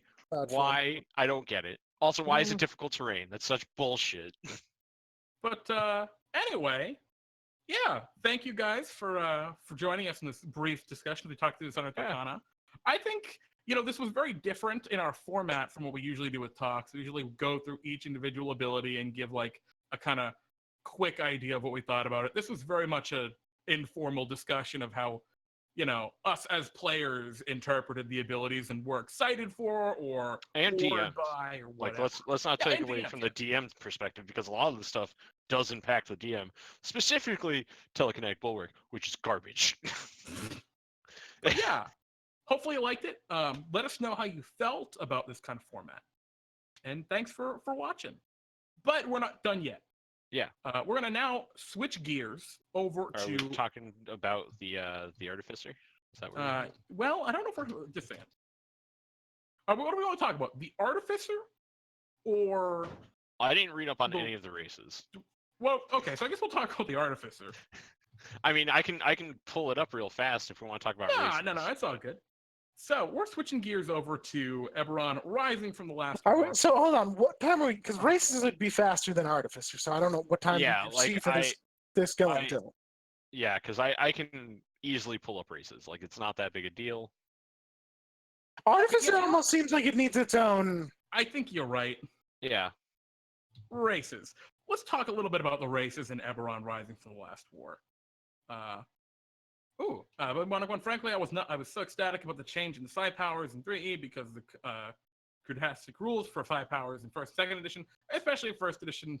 Don't know how many times I failed the roll for psi powers. Fifth edition is nice. I agree. I think that's the overall takeaway. It's pretty safely done. Mm-hmm. Yeah, not too much to really argue. A little bit was underwhelming. Some of it felt really good. Look at this halfling. Look at this dude. That's a sick halfling. This dude's gonna fucking stab me with his boomerang. Anyway, is it a boomerang? Yeah, it is a boomerang. That's weird. Yeah, let's talk about some Eberron. Talk about some races. So yeah, let me scroll down and see if I can find the Eberron races. Where do we start? 17. It goes in alphabetical in the. Oh my goodness, we just got regular book, right? Yeah. Okay. So the first race that we're gonna run into here in the Eberron. This is Eberron Rising from the Last War. We're talking about, by the way. This is a supplement that just came out for the Eberron campaign setting. I can tell you, I've glanced through it. I have not given it the greatest read through yet, but from what I've seen, pretty cool. Seems like a pretty damn good book. This is sick. In terms of good source book. I'm just looking at Bugbear right now. That's sick. I mean, that's just the same Bugbear. Yeah, but like, it's sick. Let's talk about the change. So, changelings were added in Eberron Rising to the Last War, and the changeling is effectively a person that can like change their shape. What did you guys think? I liked it. I have no problem with that. I liked it, but I was also I think actually we need to talk about their shape changer ability, right? Yeah, that's what I'm trying to redo that right now. Their appearance and voice. You can determine the specifics of the changes, including coloration, hair length, and sex. You can also adjust your height and weight, but not so much your size changes, blah, blah, blah. You can make yourself appear like a member of another race, although none of your game statistics change. And my favorite line here, you can't duplicate the appearance of a creature you've seen, and you must adopt a form that's the base, whatever. You've never seen. Oh, yeah. I'm sorry. Oh, shit. Okay, so you can take the appearance of a figure you've seen. Oh, jeez. Yeah. All right. What would be the point? I thought it was just like a limit of a restriction of just like, yeah, you can't become specific people. Never mind. This is very powerful now. I thought that was like a very balanced reserved option. Shit, no. I misread that. No. This kind of feels like the. If you couldn't do that, like, why even play a changeling? Hang on. I don't know. Doesn't Warlock have something like this as a? They can disguise self at will. Yeah, they can disguise self at will. Yeah. Now this is different though, because you're physically changing. You are physically changing, although your clothes don't change, so you got to get your new clothes. Also, subtle note: you're immune to the polymorph spell because you're a shape changer. Yeah. Yeah. Wait, really? Yeah. Can't be polymorphed, and you're super vulnerable to Moonbeam. Oh, that's gross. Yeah, Moonbeam will fuck you up. I don't know. That's gross. I like the two skills. It makes sense to me for like I jump between roles. I have some extra skills. Like that works for a person that changes forms. Yeah. I mean, it's an action for shape change. Shape change is a very powerful ability. That's all. But that's all they get, right? They get their ability scores, they get that shape change, and they get a couple skills. It's a very bare bones class. Yeah. Not class, race. Compared with like the lizard folk, which has all sorts of cool ribbons on it that give it a lot more depth. This is very. I don't know what other ribbons you would give a changeling though, right? Like this is their thing. Yeah, I totally get that, and I think that ability is cool enough. The ability to change form that like is fine. Yeah. The one thing to note here is your charisma score increases by 2. In addition, one ability score of your choice increases by 1. So you could just have a +3 to your charisma, which is the only race in the game that can do that. That's a little disgusting. Yeah, I mean, it definitely has some. It has some power implications, especially for warlocks. Also, sorcerers. Scarier on Warlock. It's scarier on the warlock, though. I mean, Scarier on sure. specifically the Hexblade. Oh God, yeah. Starting out with a actual and 18. I feel like in charisma is disgusting. even though it affects the bards as well, I mean, I guess actually affects the bards a lot, right? They get extra bardic inspiration. Their DCs are high. It actually is pretty meaningful. Well, all of them would have higher DC. Yeah, but I mean, I didn't consider the extra resources. V-Buddy, yeah, the issue isn't the +1 to hit and to damage rolls for attack rolls, V-Buddy. Yeah, that's not what we're talking about. The issue is spell save DCs. It's spell save DCs, and for certain classes, like the Bard, it gives you an extra bardic inspiration. On the Hexblade Warlock, it gives you even more extra damage because of the Hexblade's curse. Ultimately, I'm sort of like, I don't think this is that outrageous, but it's powerful. But it's powerful, but I don't think it's too much. And Adrian P was saying, and paladins. Yeah, this would make a really interesting paladin, right? You don't have a strength bonus. You're literally going all in on that charisma. I think that's really cool that you're taking that very focused direction if you play a paladin changeling. Like that just seems interesting to me. But yeah, I definitely is some extra power on here. I don't think this is game breaking. I was concerned at first, and I still am a little concerned. But off the cuff, until I see it like really play tested with the Bard and with the Warlock, I'm not sure how I will feel about like how strong it actually is. But very interesting note. Yeah. So let's hop down a little bit. Dragonborn is in here. We're not going to worry too much about the Dragonborn and the dwarves because there aren't new things for those. At least not directly here. We'll talk about at the end when we get to the dragon marks. There are elves, blah blah blah. There are some special feats for elves, but I don't think we need to talk about those because those are so specifically Eberron. They don't really fit outside of Eberron. Adrian wants us to talk about the elf feat. All right, let's talk about the elf feats here. So, all right. Elves get 2 feats in Eberron. Oh, I'm sorry, 1 feat. They get the Revenant Blade. And that feature is you are descended from a master of the double-bladed scimitar, and some of that mastery is passed on to you. You gain the following benefits. Increase your dex score or strength score, and when you wield the double-bladed scimitar, you get a +1 to your armor class, and your double-bladed scimitar has a finesse property when you wield it. It's cool. Okay, I mean, I guess. You're really cool at whipping around fast scimitars. Sick. I don't know how strong this is. It'd be fun on a ranger. But it seems like it'd be fun. I know the double ranger or a fighter. Good, right? I mean, I don't see how this is OP. I really don't. Well, no, because it's because of the double-bladed scimitar, Kyle. The double-bladed scimitar is a special feature, which is when you make an attack with it, you can use a bonus action to get a free extra attack. Oh, all right. Yeah, and so that's But it deals less damage, right? Yeah, it does 1d4 slashing damage. Now, I as want to note 2d4. Oh, as opposed to 2d4. But I want to notice it says this attack deals 1d4 slashing damage. It doesn't say this attack does 1d4 plus your modifier slashing damage. And on most other attacks that have a special... The other thing with this is you only get the +1 to AC if you hold it with 2 hands. Yeah. Kind of like not great. I think you have to with the tool. Yeah, I think you have to. Does it have it's two-handed property. Yeah. Okay, then no, I think this is intending to add your strength and or dex depending on the situation. Okay, I wasn't sure because I know that like in a lot of the race options where they give where they have natural weapons, it'll specify. I've seen this before in other things where it will randomly say. It sometimes won't it says say one that. thing, sometimes it'll say nothing. Yeah, exactly. Yeah. Okay, so assuming even it adds that, I mean, the issue isn't with the feat at that point. It's just the dual-bladed scimitar is really powerful. Yeah. Right. That just seems very strong. Mhm. Let's Yep. move on to the next race. We took a Sure. quick detour to settle Adrian's excitement about the race, about the elf feat. But there are gnomes. The gnomes are, they're gnomes in Eberron. We're not talking about those here. There are Yep. goblins in Eberron. Now, I noticed, interesting, they included the stats for the bugbear and for the goblin. Those are also in... And the for hobgoblin. and the hobgoblin, sorry, even Yep. further down. All of those are also in Volo's Guide to Monsters, and it's the exact same option. Yeah. None of those have changed, Okay, so sure. we don't have to sit down and go after. I mean, they're all awesome. I like all of them very much. Mhm. Bugbear's sick. Bugbear is very cool.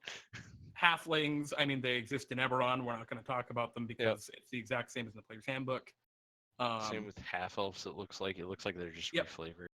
Half-elves and humans are pretty much the same. But then we get to our next new race, which are these cool, I don't know, they're like... The Kalishtar? Yeah, the Kalishtar. I'm trying to think of how to describe the Kalishtar. Like, ghost people. The Kalishtar are a compound people created from the union of humanity and renegade spirits from the land of dreams. There you go. There it is. But like they just aesthetically, they remind me a lot of like the Shadarkai, but not Yeah, evil. that's You're kind of the what it good looks like. Shadarkai. They're kind of like a weird mix of like Shadarkai and Azamar. Yeah. Let's talk about so flavor-wise, what do you guys feel about the Kalishtar? I mean, they're It seems fun. I dig them. Yeah. I really like the aspect of, because the point of the Kalishtar, right, is you have this spirit that's also inside of you, this ancient, timeless spirit. Yeah. And I think that is really cool because I've noticed in a lot of actual plays for 5th edition D&D, when people play Azamars, they really like to take that you have a divine deva that gives you guidance in certain obscure ways, right? They really like to take that aspect of the character and make that a bigger part of the character.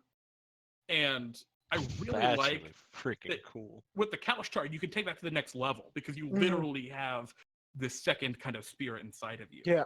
And that could be a lot of fun to roleplay. This mind link ability is Oh, yeah. wild. Absolutely wild. I love it. Let's just quickly, so they get ability scores to wisdom, a +2 wisdom race, boys. Yeah, finally. And charisma. Cleric, yay. Monk, let's go. I mean, cleric, monk wouldn't mind it. What else? Druid would love it. Druid would love these. And I could see it'd be really cool. It's like almost like a kami, like a natural spirit kind of deal. You could take this in a really cool direction. Ranger? Yeah, Ranger would be sweet. Ranger with this wouldn't too. mind it. But once again, it's a very simple class, right? They have their ability scores. Race. They get, race. Thank you. They got their ability scores. They get a proficiency, which is pretty cool, actually. Advantage on wisdom saving throws. Pretty cool. Resistance to psychic damage, which that's really a ribbon, but some people are really going to love that. Like Adrian in chat, Adrian P was saying, finally resistance to everything, referring to the bear totem barbarian. If they're Kalishtar bear totem barbarian, they can resist the world. That's hot. Which is I like that. funny.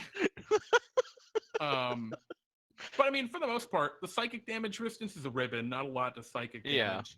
And the dual mind isn't a ribbon, but like how often do really player nice to tack characters roll wisdom saving throws? It's infrequent. I mean, I don't know. Man. In a lot of times that I've played, and the Fae, that's like it, right? Maybe it's just the settings that I play in. I guess that's fair. Mm. I guess because I feel like I make a lot of wisdom saving throws. Kyle, I don't know. And then of course, like you were like saying, in real life or just in games? Yes. Anyway, let's talk about Mind Link. I love this. Kyle, you said you love this. What do you love? Oh my god, this is hot. The fact that you can like actually just give somebody the ability to have a conversation with you for an hour is pretty sweet. And telepathically, and it's up to 10 times your current level. Yeah, that's disgusting. Pretty far off. That's pretty far. Well, it's funny because at level 1, it's only 10 feet. and I like that it grows with you, right? That just Yeah. Yeah, it's because such your a mental simple- capacity gets bigger and bigger. It's really cool. It's like it's not powerful. I No, don't but think. it's fun. But it's a It's really I fun. like like telepathy. very small way of making your character feel like they're getting more powerful and better as they level up, because well they are. Yeah. For chat, if you haven't read it, basically what the ability does is you can pick a creature and make a telepathic link with them. You don't need to share language, but you need to be able to communicate. That They creature need to be able to understand at least one language.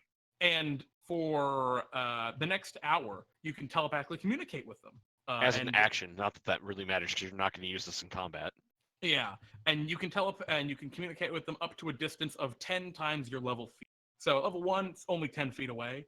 Well, level 2, it's 20 feet, which is now getting into like a you're already twice as good as at level 1. Mhm. And then up at level 20, of course, 200 feet. That's huge. Yeah. Yep. I could so see in the Eberron setting, right? Being a Kalishtar, you're sitting there, you're riding the lightning rail, you're sitting at your booth, you look across the aisle of the train, right? And like a big burly, spooky looking orc starts like stomping down toward you, and you just kind of look at your friend, a couple seats up, and just kind of nod at them, and you look back down at your paper, but you're telepathically communicating with them, right? Like that's just like it's got this great cinematic and mechanical even implications. Could you imagine if we had this for the Black Hand? This would have been sick.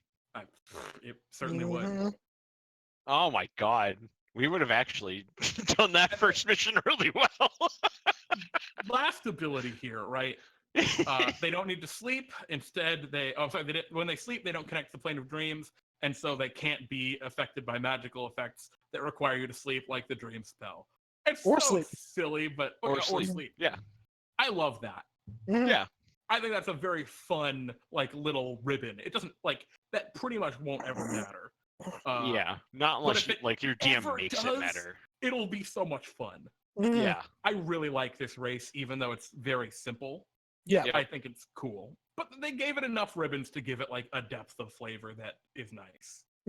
Yeah, I can see myself playing one of these in the future. Oh hell yeah. I mean just like the concept, like conceptually. Yeah, conceptually it's a really cool character. Really neat. Continuing on then, as we continue to go down here.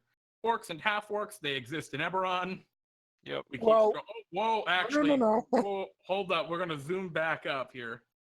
Orcs and half-orcs exist in Eberron, except something changed here. They changed the orc. It is different than it was in Volo's Guide to Monsters. How so? I did not actually read up on Volo's Guide ever. So the differences between the orc in Volo's Guide and this orc are, first, this orc gains the ability Primal Intuition, which gives them 2 skills. Their, animal handling, insight, intimidation, medicine, nature, perception, and survival. And probably more importantly, they don't have a -2 to their intelligence modifier. Just because you're an orc don't mean you stupid. Just means you're probably stupid. Yeah. Well, and thank God they added negative modifiers in Volo's Guide, and they got rid of those in 4th edition. And it was the best decision they made in 4th edition was to get rid of negative modifiers, because it's not fun. It's not fun. It just sucks. Like, don't get me wrong, I can give myself enough negative modifiers by rolling dice. Thank you very much. And making choices. We can do these bad things ourselves. Yeah. But one of the, like, especially in 5th edition, if you're familiar with like the more nuanced balance of 5e with the concept of bounded accuracy and all of that, even with that, I mean, negative modifiers make even less fucking sense. They're just totally out the window. But overall, orc is pretty much the same as in Volo's Guide. You get to run at people because but now it's playable. Yeah, you can lift things bigger than you with your powerful builds. It's just long and or powerful. You can still play a wizard, or you can play a wizard. Orc wizard. If you want. I mean, you still won't be great if you're doing point buy, but you'll be okay. And could be worse. Yeah. Hey, you can cast the punch spell really good.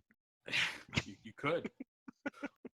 Now we're on to what I think are some of the worst. Wait, should we do them first, or should we do Warforged I first? feel like we should do Warforged first. Just because there's so many different shifters. All right, we're gonna talk about the shifters last. If we talk about the shifters last, though, we're gonna leave off on a real sour note. All right, fine. Well, I mean, like the Warforged isn't going to be. I'm cool with the Warforged. Everyone else just seems to hate it. Well, yeah. Well, I mean, I haven't read it yet, so I'm just going off of what we're talking about. The Warforged here. We're gonna do the Warforged. For those unaware what a Warforged is, they are this absolute badass robot man. Everybody wants to be a cool robot man at some point or another. Oh, I sure did. I sure did. Oh boy, this race lets you do that. And if you have been keeping up with Unearthed Arcana, you know that there was a very contentious Warforged that was released some time ago that had the potential to get like 25 AC just from its class, just from its race. Yep. Which is extremely problematic in the balance of 5e. This one doesn't have that. You get a +2 to your con score, and you get to pick one other score of your choice to increase by 1. Sure. I mean, there's no real issue there. Very versatile, I'll give it that. Age, alignment, size, none of that's particularly relevant here. And then they get constructed resilience. And the idea is you get advantage on saving those against poison damage. You don't need to eat, drink, or breathe. Immune to poison immune to disease, not immune to poison. And you can't be put to sleep magically. And you don't need to sleep. Yep. I mean, pretty cool. Mm-hmm.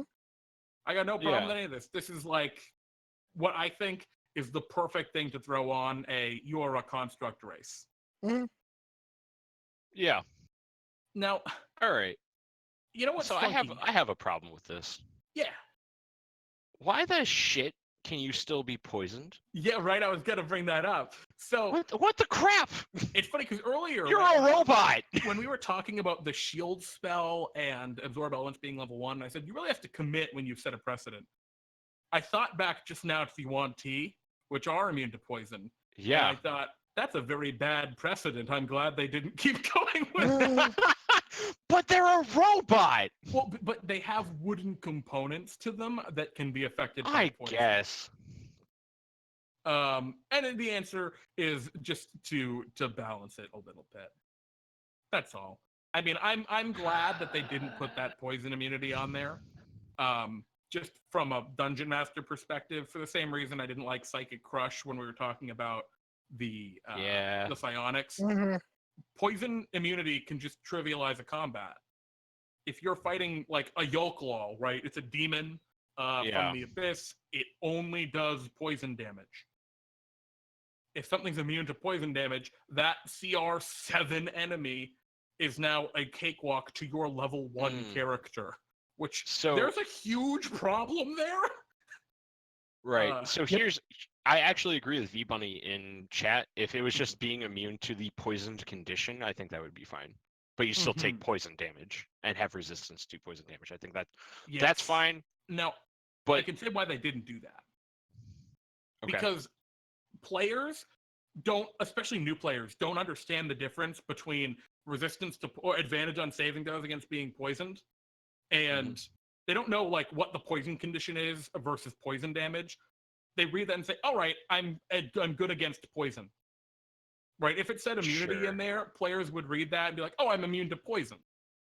I feel like you could fix that, but the problem is that's because people stop reading.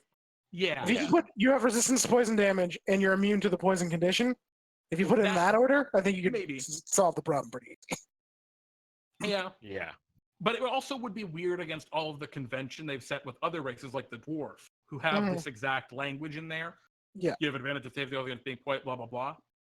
Sure. It's just, I think it's just a matter of like sentence recognition, right? When you change one word in a sentence and people go and read it and they expect something, they're going to see the thing they expect, not the one word you changed.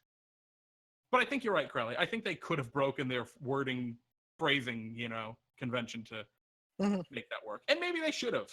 I don't think that would have been a bad idea. I agree with you and V-Bunny Kyle that immune to the poison condition would be pretty neat for them. I think it would make way more sense. Like I can understand still taking damage from poison at that point, Mm. but not Well, being able to be poisoned would let's make keep way more on- sense. Let's keep on messing around here. They have an ability, Sentry's Rest, which is basically like That's the been there elf forever. trance. I mean, it's the same Yeah. thing as always. You're not totally unconscious when you sleep.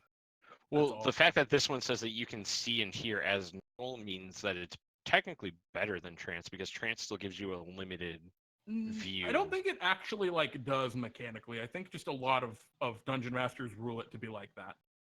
Fair I think enough. mechanically it's very, very similar to this. Fair enough. Because like I've and it's a Yeah. common thing with sometimes like, oh well, they're coming up behind you, so you're looking in that direction, but they're behind you. That's why you don't see it. Yeah. I mean, every dungeon master's done that at some point.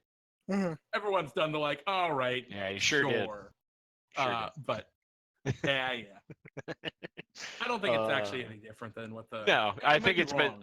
I think it's the same way that it's always been, anyways. But it's a good feature. Yeah, it's Like- fun, right? It's flavorful. Yeah. Yeah. And then integrated protection, right? Your body has I- different I- flavors. I just read through this. It's actually really cool. I like it a lot. I like it Yeah. better than like the old way that you used to do with like augmentations and stuff that you would just find. Like Yeah, I think I'm with you 100% here. Mhm. I actually, it's boring. I'll say it's it is mundane. boring, but I mean, like, we're talking about armor here. Like, it's not necessarily supposed to be super flashy. Well, it's also- cool that they made it so like you can incorporate any armor you find into your body. Yeah, Yeah. It as is- long as you you're can proficient with it. still- Yeah. Yeah, you can still use magic armor and magic stuff that you find, which is always a problem with like, for example, like the turtle. The Yeah. turtle has their defensive armor, their shell. But if you ever are gonna find, you're never gonna use magic armor that you find because Yeah. you've got a huge Why would shell. you? Yeah. And then all of those fun magic items that you might want to use, well, I can't use them anymore. And a lot of adventures have magic armor in them as part of the Yeah. adventure. Yep. And Yeah. so like it sucks if you wouldn't be able to use that. So I think this is a good compromise there, that you can incorporate the Yeah. armor into your body. I'm not sure I understand the floating armor class, but it's basically the only powerful ability, like really powerful ability that the Warforged gets. Is your armor class is just one higher. Yeah. I mean, the only way that I can explain it is you're a robot. Like, that's really about it. Mhm. Like, the fact that you're made of just tougher material than flesh and bones Yeah. kind of makes sense. Yo, I agree. I'm just like that's the only, and then they get one skill proficiency and one tool proficiency. As I thought that was pretty interesting as well. Like, what like I mean, it feels like a ribbon for you to give flavor to your character, Mhm. but it's pretty cool. I want to make a note because everybody's saying something really interesting in chat, right? Integrated armor gets hit with heat metal. GG Warforged. I think that's something important that they missed. Everybody, that actually has always been the case for every Anybody. martial character. Yeah, anyone if you who wear wears armor, you armor- get boned by heat metal. If you wear heavy armor, yeah, because it takes Yeah. 5 minutes to doff heavy armor, and you die in 5 minutes of heat metal. So, like, you're dead. You're just toast. Yeah. So, like, yes, you're right. It's very powerful, but anyone that wears heavy armor has that implication. And now plus, Adrian P it's was also one of saying- those. It's one of those things that like DMs are never gonna do Mhm. that. Like they're never gonna like. Well, rephrase. They shouldn't if they like their players. Heat metal on somebody wearing heavy armor. Like they just shouldn't, because it's like, no, you're going to die now, and you are going to be dead. That's it. But Yeah, and V-Buddy, I know you're saying it takes an hour to doff no matter what armor. Yeah, but it doesn't matter. I mean, you're gonna die. Like, it doesn't Yeah. matter if it were an hour or 10 minutes or 5 minutes. If it's more than a minute of heat metal, because you're gonna die to heat metal. yeah, Unless you can kill the thing that's doing it, which hopefully you can, or at least stop their concentration. So yeah, overall, Warforged is pretty cool. I think to go they're- with that, by the way, you could just choose not to integrate your armor and then have it be the regular, the regular don and doff time. yeah, there's actually nothing here. Actually, going down It to doesn't it, say you have to do this. It says you can do this. yeah, it says to don armor, you must incorporate it. Actually, no, you have to. You can't just wear armor. Oh, yeah, I guess you're right. So, well, it doesn't matter Uh. either way. It's neat. I think it's pretty cool. I like it. But I don't. overall, the Warforged is like it's very it's boring, right? There's not a lot of Yeah, interesting depth to the abilities they get, but they're good. They're very Yeah. safe. Nothing here is going to break your game. They reflect what a Warforged creature might be. I think that's good. I think it Yeah. works. To talk go about along with these our pact made a long awesome time ago, I will never make another one. Oh, I didn't realize that was a pact. I mean, at least it was with Matt. I Oh, still feel bad about it. You probably should. Let's talk about the shifter. So the All right. shifter are kind of like lycanthropes, right? They're like wolfmen and things like that. They shift between Okay, yeah, a humanoid form and a bestial form, where they're still Yeah. humanoid in shape, but like, you got like fur and stuff. Let's see if there's probably some great art for them right up here. Just so we can get an idea. Oh, that is a bugbear or hobgoblin or something. There. So here's our shifter, right? They got very bestial, kind of cat-like nose and orange eyes, and they got hair all over themselves. Yeah. And then they got a pet doggo, which is nice. And a kilt. But anyway, shifters are werewolf light. If you want to play a werewolf, but you don't want to deal with the crippling repercussions of my character is evil and murders my allies every full moon, this is the character for you. Yeah. So the problem I have with them is I hate how their abilities work. Are you specifically talking about shifting? Well, no. So they have dark vision. Sure, they're a bestial that's fine. race. That's fine. And they have shifting.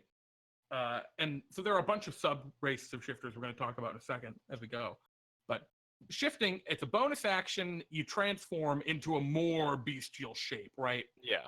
And when you do it, you gain some temporary hit points. Not a lot. It's your and you get a level +1 to your your con AC. modifier.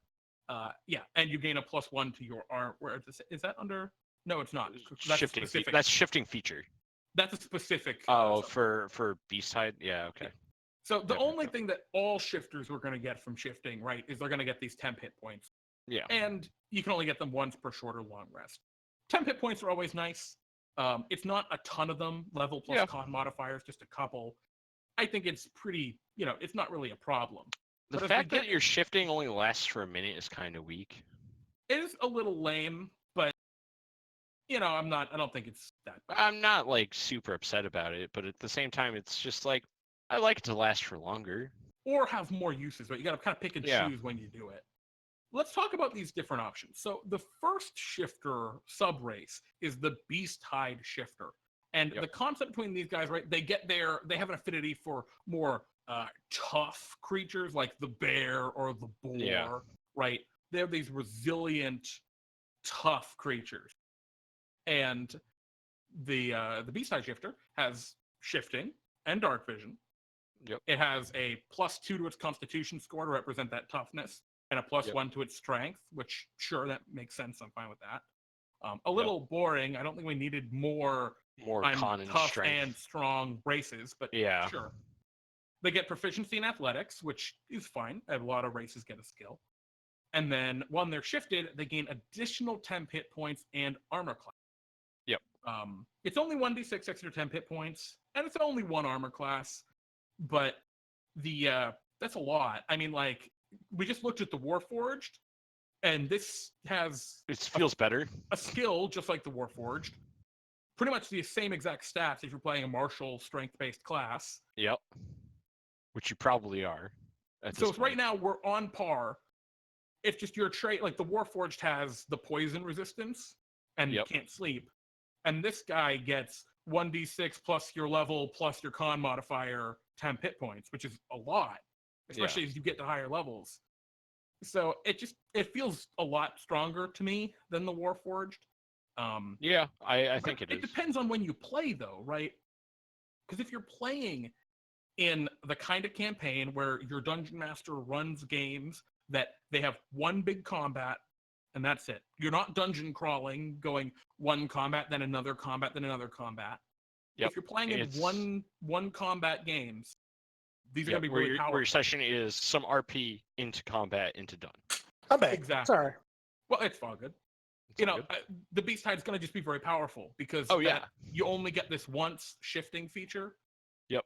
It's going to have more value. Are we just it's at the not- starter shifters? So that Yeah, we the... just Yeah. got at the Beast Tide. It's not really Okay. that big a deal. Adrian's saying, "Can we talk about this shifter's face?" I don't know. I think they have. I think they have a very I think it's fine. big, a very kind of reminds me of like a Fearbold kind of face. Yeah, very Yeah. fair Um, bulgy. Yeah. So the next shifter is the Longtooth, right? They also get strength, but they also +2 to strength and +1 to And one dexterity. text. Yeah. They get a skill proficiency, so we're seeing a kind of theme here. And then they get an additional bonus when they're shifted. And this one lets you make an unarmed strike as a bonus attack with your fangs, and those fangs deal a damage equal to 1d6 plus your strength modifier. And holy shit, that feels like a lot to me. You just get basically an extra attack at level 1. Mm-hmm. Yeah, that's pretty good. What? That's a 5th level feature on all martial classes, pretty much. The rogue Yeah. never gets that. How do you get this at level 1? Technically, it's a 3rd level for monk. You're right, because they get their Flurry of martial blows. arts. But Isn't that second level? No, that's maybe? 3rd. I think it's 3rd. I don't know. Well, and I even don't then, know. this is a Anyways. D6 at that point, not a D4. Not a D4. Whatever. Yeah. But it just No, feels like a it's lot. first. It's first level. They get extra. Monk. I don't know. This What? just feels like a lot to me for a lot of the other martial classes to Yeah. get. Yeah. And It's then, a lot of you know, damage. V-Bunny was saying 1d6 is a bonus action equal to a lizard folk bite. You're absolutely right. Except the Longtooth Shifter can do this every single turn. This isn't a once you get to make an attack like the lizard folk. This is every turn you get an extra d6 plus your strength modifier attack.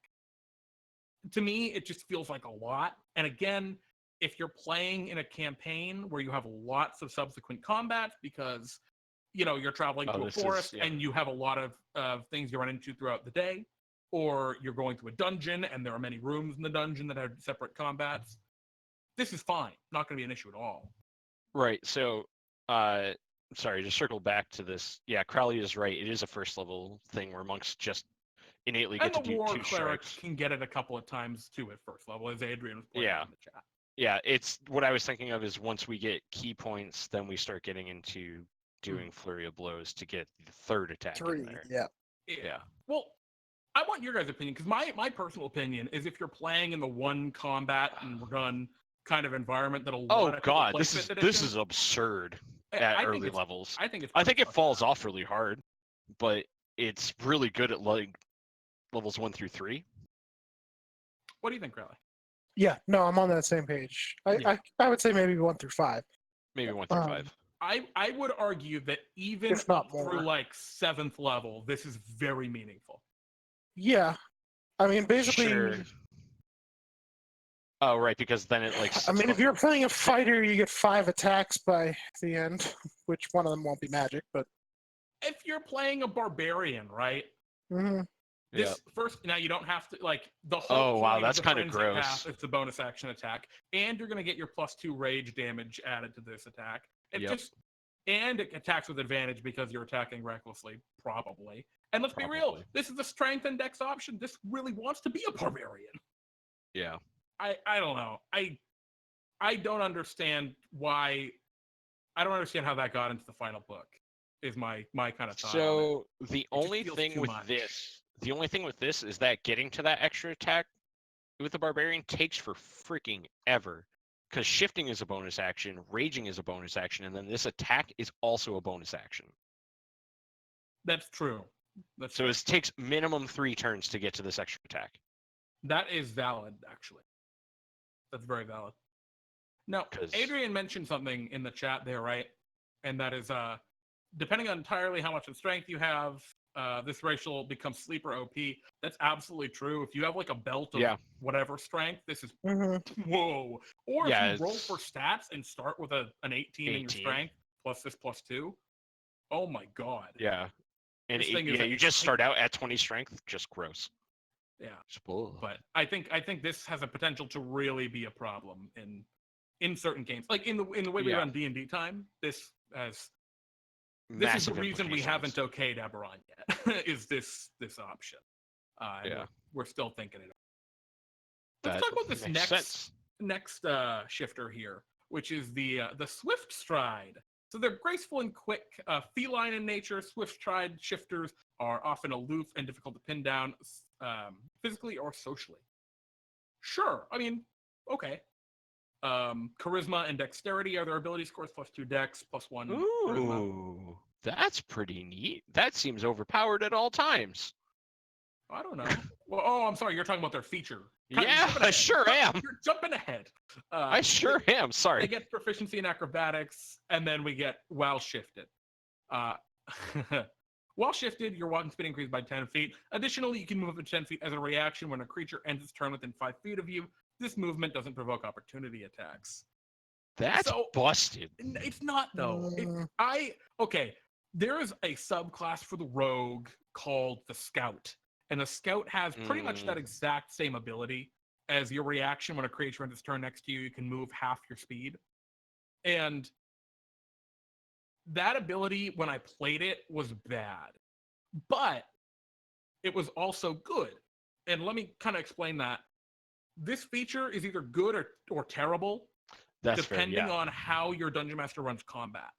Yeah. Right? If they roll initiative for every enemy on the battlefield and moves all 5 goblins one at a time, Goblin 1 takes its turn. Goblin 2 takes its turn. Goblin 3... This becomes really good because Goblin 1 comes up to you and you move away from Goblin 1 and the other goblins can't reach you now. Yeah. But if they say, well, okay, it's the 5 goblins and the goblin boss, and all the 5 goblins go at the same time, and they don't suddenly have becomes turns, awful because then you can't get away. Exactly. So like it depends on how this Sure is implemented. Well, it should be ends its movement. No, because then you can't get attacked by it. Yeah, then you can't. Yeah. Oh. The intent isn't to dodge the attack of one creature. Yeah, it's just a little. The intent is to get yourself out of a tight spot. Yeah. Yeah, I mean it's basically we're talking about how the game is commonly run versus the correct way to play the game. The correct way to play the game is each monster goes individually. The way the game's commonly run is they all go masters run monsters in groups. Because it's easier. Because otherwise the game takes forever. Yeah. And it's not really that fun to have every individual monster moving into But I don't know. I don't think it's actually that busted a feature personally. Yeah, I get it's good. Once we start talking about it more, I started realizing I still think it's very good. Yeah. And it's also kind of one of those things where it never stops being good. Yeah, right. It's very true. As you keep going up, like we were talking about with the Longtooth, like it falls off at a certain point. This feels like it doesn't necessarily fall off at a certain point. Mm-hmm. But oh my god, Adrian, stop. Just stop. So yeah, I mean Swift Stride, I think this is okay. Right? It's good. Yeah. Maybe it's too good, but I don't think it's that big. I don't think it's too good. Yeah, I think it's good. I think it's good. I'll say it's beyond the scope of what most races get from a racial ability. Yeah. Sure. But it's their only racial ability. Yeah, well, exactly. Because it's your only one. Wild Hunt. Wild Hunt shifters are sharp and insightful. Many are constantly alert, wary for threats. So all of the other ones, right, they linked to different types of creatures. This one is you're just good, I guess. You're sick at being awesome. Yeah, I guess. I don't know. Wild Hunt shifters are excellent hunters and tend to become spiritual leaders of their shifter communities. I guess these are probably wolves, would be my guess. Yeah. I'm kidding, of course. I mean, about whatever. Anyway, they get wisdom score and dexterity. Again, another +2 wisdom race. Fuck yeah. I like that. They get proficiency in survival. I mean, sure. And then their shifting feature. Kyle, you want to take it? So I'll just read it. While shifted, you have advantage on wisdom checks. No creature within 30 feet of you can make an attack roll with advantage against you unless you're incapacitated. This to me screams like it, with a monk, would be absurd. I mean, with anyone. I mean, really, yeah. But this feels bust. This actually feels busted. Well, and the reason I think you're within 30 feet. That's ranged attacks. This is this is a feature that rogues get at level 18. God. They gave And it this to is- a race at level 1 for some. Huh? Though to be Why? fair, rogues have unlimited range. That's true. Rogues have unlimited range. Yeah. But for most intents and purposes, it's the same damn feature. Mm. This becomes absolute horseshit on like a barbarian. Yeah. This is very Oh my good. God. The Negates stats- reckless attack? It does, yeah. No, the stats Oh are my not good God. for a barbarian. I mean, the dex No. is nice, but But yeah, like, this is God, I hate this feature. if you in rolled every for way. stats and you got an 18 at some point, I would absolutely play this as a barbarian. Yep. Because I just dumped that 18 into my incredible. strength and everything Well, else. why? You don't even need to roll for stats because You can barbarian easily has farm. you could just reckless attack constantly because there is no repercussion. Yep. Yeah, that's disgusting. Yeah, this is horseshit. This is another reason we haven't okayed Eberron yet for DnDTime. But yeah, this is this is not a racial ability. I know it's like their only ability, and that's like I think this is the last race in Eberron, but that we're talking about today, the last new race in the book. My personal takeaway is all of these races, there are a couple of really nice ones. I like that they did the quality of life change for the Orc. I love the Kalishtar. You know, the Warforged. I think the Kalishtar is really cool. But solid. But for some reason, all of them are very boring. They get one ability, a skill, and their ability scores. And that's it. And that one ability is super powerful. And that's all that the races. They don't feel very flavorful and rich to me, with the exception of Kalishtar. Yeah, Kalishtar I think was absolutely wild. I want to play that actually. I really do. I really do. really If fun. anybody, what do you mean no creature means it affects you and your allies? In reference to what? It's attacks against you. Why would your allies be attacking you? Unless they were mind controlled. Unless they're mind controlled, yeah. Interesting. Yeah, I really Matty Morg's throwing up the old toilet there. Adrian approves of all of these races. Thank you, Adrian. Oh, I'm glad good. we know this yet. How would the Kalishtar intersect with the Way of Dreams in DnDTime? I don't know, Matty. That'd be a really interesting thing. I'd be very interested to see how a player decided to make the Kalishtar intersect with the Plane of Dreams in DnDTime, because it's a different Plane of Dreams in DnDTime than in Eberron. Probably. Things that haven't been considered. But yeah, I mean, I like all the races except for Shifter, but that's that's my other hot take. I don't like Shifters in general. Like, I have no interest in ever playing a Shifter ever. Yeah, I mean that's kind of the thing too. Like I don't see myself ever playing a shifter. There's something about it where it's like, yeah, some of them are really cool. I just don't think that they offer enough Here's the problem, in terms right? of like what things want to be done. Let's say you want to play that bestial animal person. Mm, The Tabaxi exists. It's already a race. It's a good race. It's a cool race. Yeah. The Bugbear exists if you're really sick. I'm a big fur man. The Furbolg exists for a very similar purpose. Yep. I mean, I could see if you wanted a little bit of that power play in there with your cool animal person.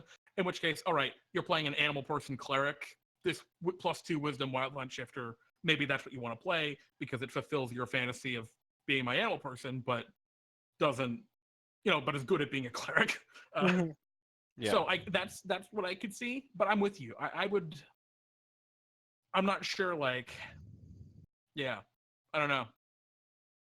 It's just a little funky. Yeah, it's not. There's nothing not like about the shifter that like calls to me. I'd play a Tabaxi. I'd play a Furbolg. I'd play a Furbolg or a Bugbear way before I ever played a shifter. You're going half in. I mean, I guess if you really like werewolves, this could be your thing. Yeah, right. Like if you want to flavor it up a lot for werewolves, absolutely go for it. Because like that's pretty sick. Because it's like you said at the beginning. It's like, what if you want to play a werewolf where you didn't murder your entire party every full moon? Like. I guess the Furbolg also has +2 wisdom, so that wouldn't be the case. Yeah, but I mean, what are the other ones? Wisdom, dexterity, and charisma. Strength and dex. Okay, so really I guess strength would be actually the weird reason you want this. Right? Anyway, no, because you could just get Bugbear. Let's just look at this for strength and dex. They have the same thing. And Bugbear does way more than the Shifter. I love this dog. This dog's pretty sweet. I'm It's not pretty gonna lie. Oh, look at that dog. Look at that dog. Are shifters vulnerable to Moonbeam? I don't know. I'm not sure if they Ooh, are. weird. I don't they think are. so. I don't Because- think so because it's not magic. It's a Mhm. racial ability. Well, it's because in the way Moonbeam and Polymorph both work is they mentioned the shape changer property, and they have the shifting property, not the shape changer property. Where if you go up to the changeling has the shape changer property to it. Yeah. Which is why those spells affect. But yeah. I guess that just about wraps us on like the races of Eberron, or the new races added in Eberron, rising from the last war. Yeah.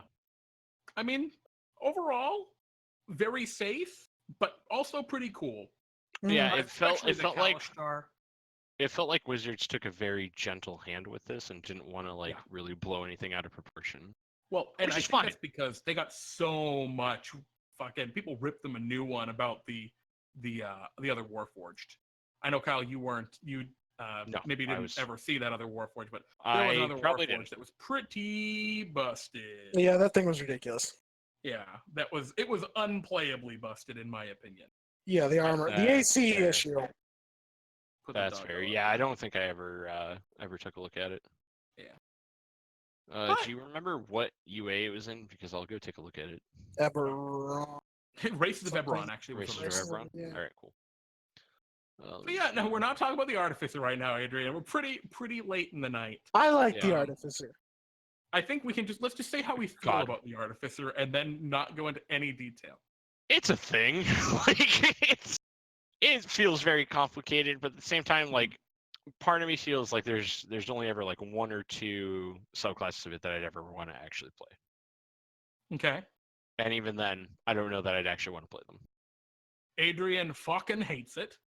I And really Charlie? like it, I fucking hate it, mate. and would play any of them.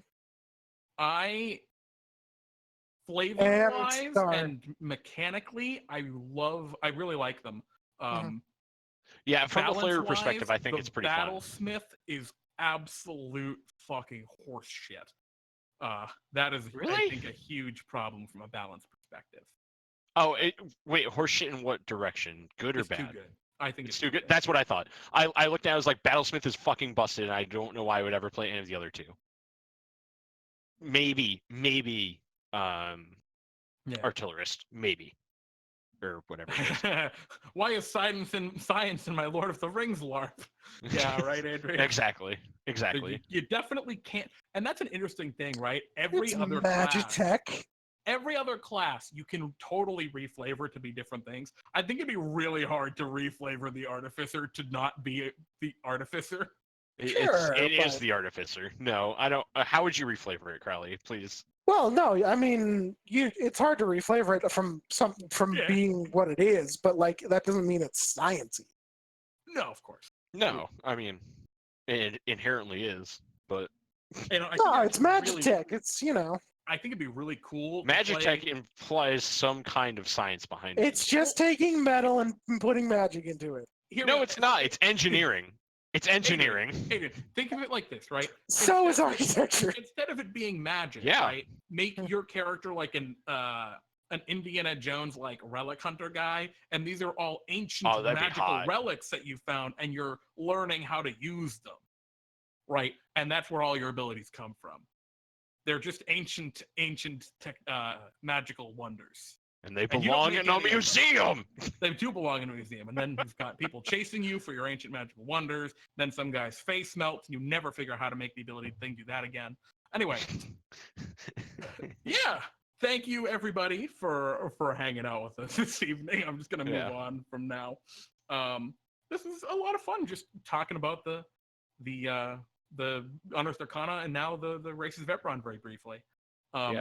Crowley said we might that talking about the Artificer was like a whole deal in its own right. Not sure we're gonna do that at any point, but we might. Let us know how you feel. Ooh, I feel like we could spend a lot of time talking about the Artificer. I really do. Mm-hmm. I think we could spend a solid hour talking about the Artificer. couple notes just off the cuff. So this Friday, coming up Friday the 13th, is the final D&D Time, Pete and Jeremy's D&D Time episode Ever. of the year. It's just going to be me. Pete is not around this week. So I'm going to be running a interesting little devious adventure. You should jump in if you want to play. It should be a lot of fun. And then next Sunday, I'm gonna sign up right now. Yeah, you can sign up right now on dndtime.stream. Slash sign up. Yeah, slash hashtag signups. Yeah. Right. And then, of course, on next Sunday, a week from today, not at this time slot, I'll be doing it earlier in the day. I'm going to be doing a very quick D&D Time Brews stream. It should be a lot of fun. You should definitely be there because it's going to be, I'm going to be doing it earlier in the day. I've got a party I have to go to for my work, and I have failed the last 2 years, and I don't know. I don't think it's a good idea that I continue to. Probably not. Probably not. I'm gonna be doing it earlier in the day, probably around 1 o'clock Pacific is when I'm gonna jump on and do it. So make sure you tune in for that too. It should be a lot of fun.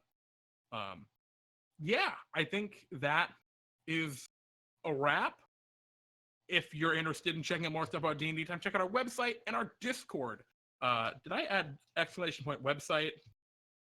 No, I didn't. I need to add that command to the bot. I'm Jeremy. This is Crowley over here. Kyle's that way.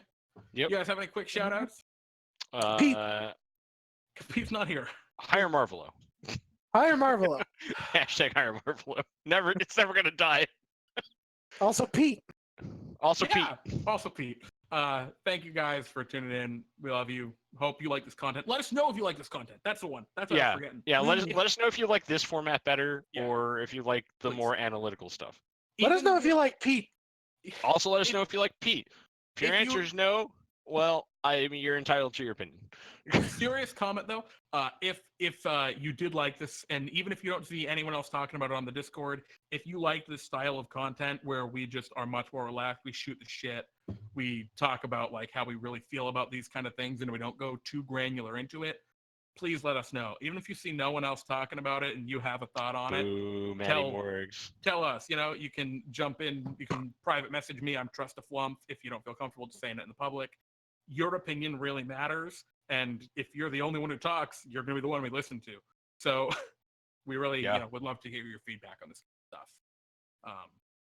With that, we're done. There's a very cute dog down here. Thanks all for watching, and we will catch you later. Bye. Bye. Pete. Damn it!